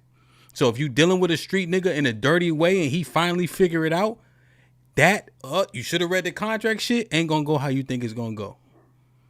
I agree, and it's not me adopting him. It's just me accepting the reality first and foremost. It's not me. Again, if I was in position, I wouldn't operate within that way. I don't believe in purposely doing bad business and getting over on people. Right? Yeah, me personally. Right? But as you say all the time, you, sir, are an outlier.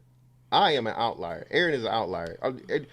The people that go outside of the norm of how the system operates are outliers, and it's that for a reason. The example I wanted to use, I'm glad you brought that up, because we kind of broached it earlier but got away from it. And HAMP, what happened? You smoked the one dude, and what have motherfucking all insurance did since that point? People didn't even pay attention to HAMP. This is how crazy the game is, right? So they smoked the nigga, and exponentially, go look at it, HAMP. Go look at what happened after that dude got smoked. The motherfucking insurance company said, oh, you take one of ours? Well, now, nigga, your dumb ass just made it worse for the whole fucking country. We gonna punish everybody because you had one person that's stupid enough to try and step out of line and think your emotional fucking reaction and playing like the motherfucking people at the top play. Now you make everybody suffer. And again, you ain't gotta like it, but you gotta accept it. You gotta respect it. Because when you have the fucking power is just that.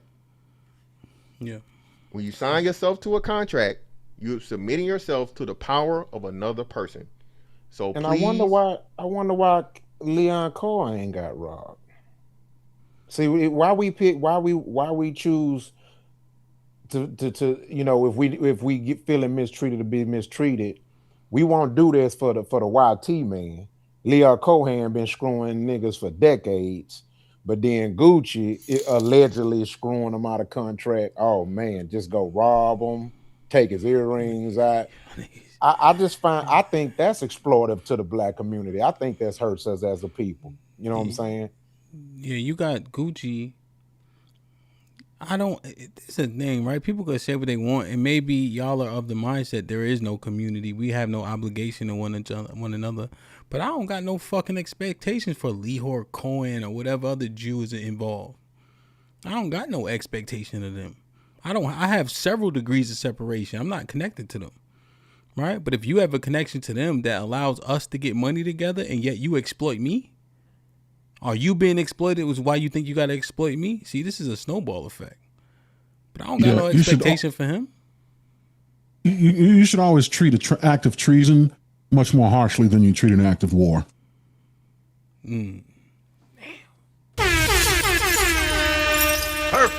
Perfect.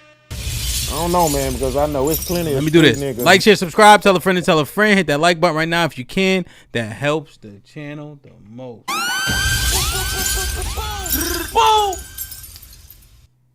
Any final thoughts, Rockstar?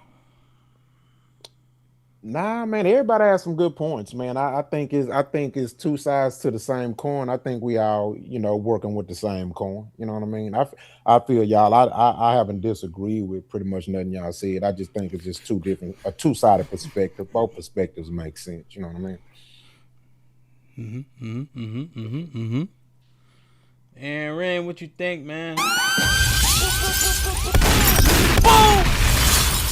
Yeah, listen, I mean, what the gentleman was saying, it may be true all day, and I agree with it, right? It is what it is, especially being in business and, you know, being raised by a father that was in business and banking. I get it. But at the end of the day, the people within your community should not be using the weapons that were used against us against the people within his community, especially if he has the leverage to do so. If you have power and leverage in your community, is it incumbent upon you to use that leverage, of course, to your advantage, but also to the advantage of those in the community, even if it means simply making people fully aware of what they're getting into, in the case that you might think they don't. Even if you know they do, confirm it. You're the one with the power and information, not them.